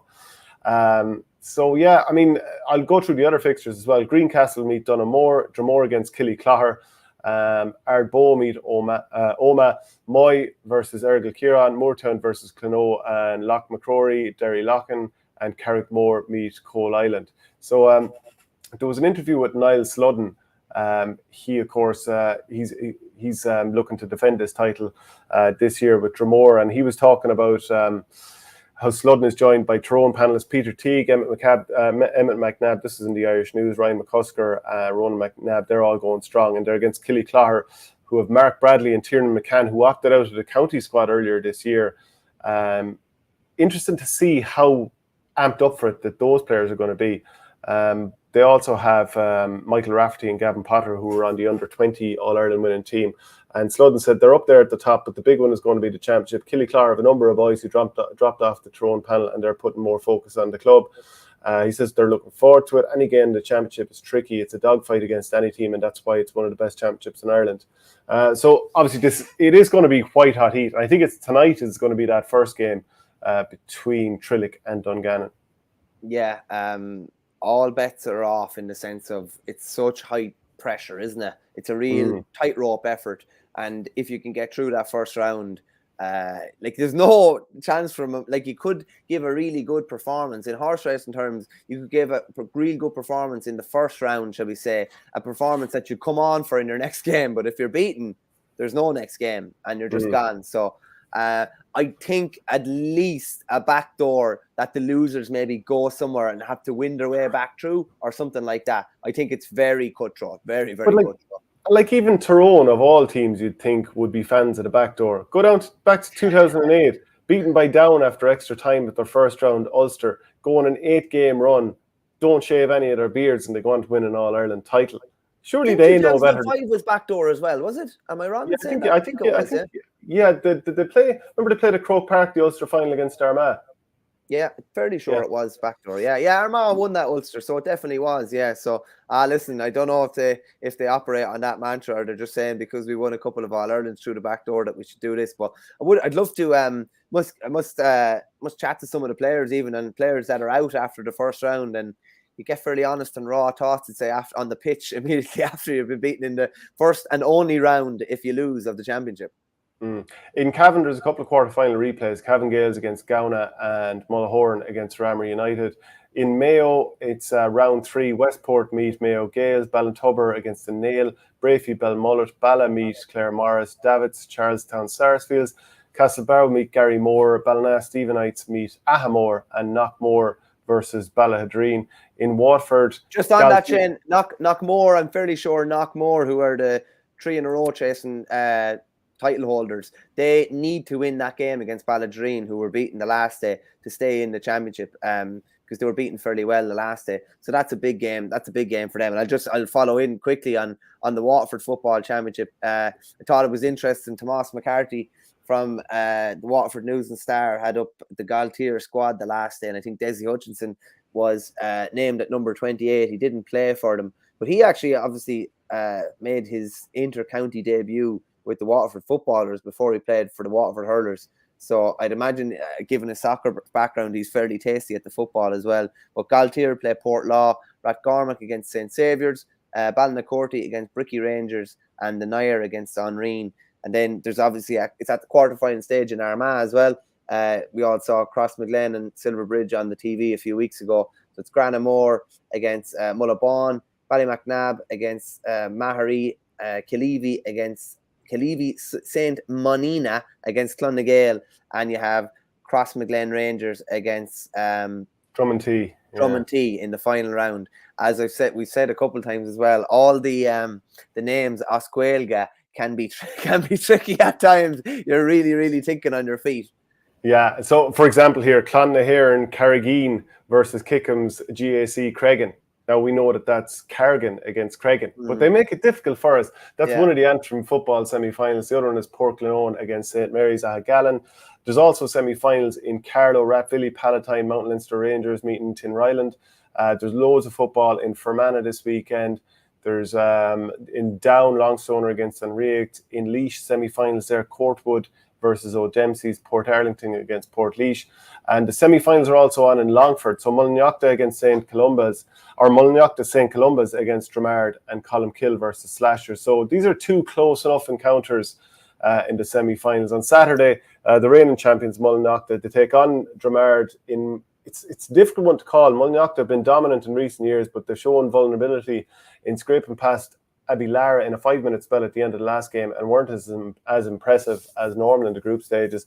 Dramard, on the other hand, stormed to a comprehensive win over Kilo, who'd won in 2019 and 20, and their youth and experience made them many people's dark horses. So Mullinachta hammered Dramard in the group stages here, so obviously that will be something that Dramard will be looking to avenge. But they played a second string team, and both were already through, so you can't really read into it. Could be seen as a change in the guard, which we were talking about earlier. Dramard may edge this one, but apparently they'll be hampered by the absence of rising young star Matt Duffy, who hurt his ankle in the closing stages of the last match. He'd be a loss around the middle. Mullinachta have concern over the fitness of John Keegan, who retired injured last day, but will be hoping to welcome back Shane Mulligan. Columkill and Slashers is on Sunday, very close as well. Slashers impressed in their rout of Rathcline. I think they scored 5 or 6 goals that day, but looked a little vulnerable at the back. Should be shoring up the defence with the return of Peter Lynn. Columkill are league champions and came back from the dead against Mostram, thanks largely to Jack Mackin at midfield, but they could be without Barry McKeown, the former county man. He limped off with a hamstring the last day. So a couple of really close games to call there.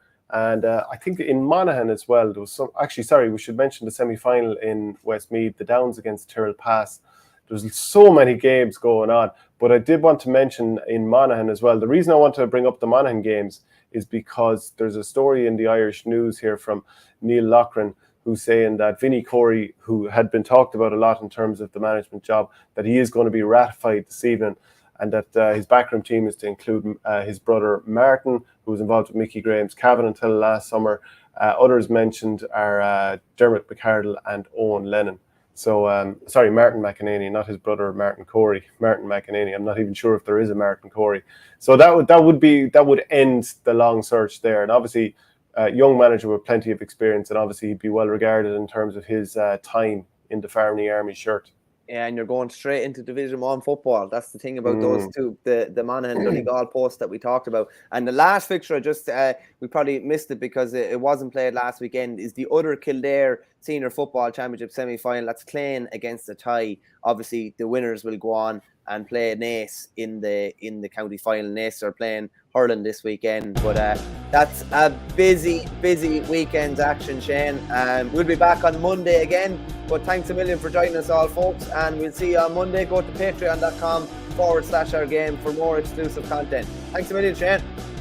Spot on.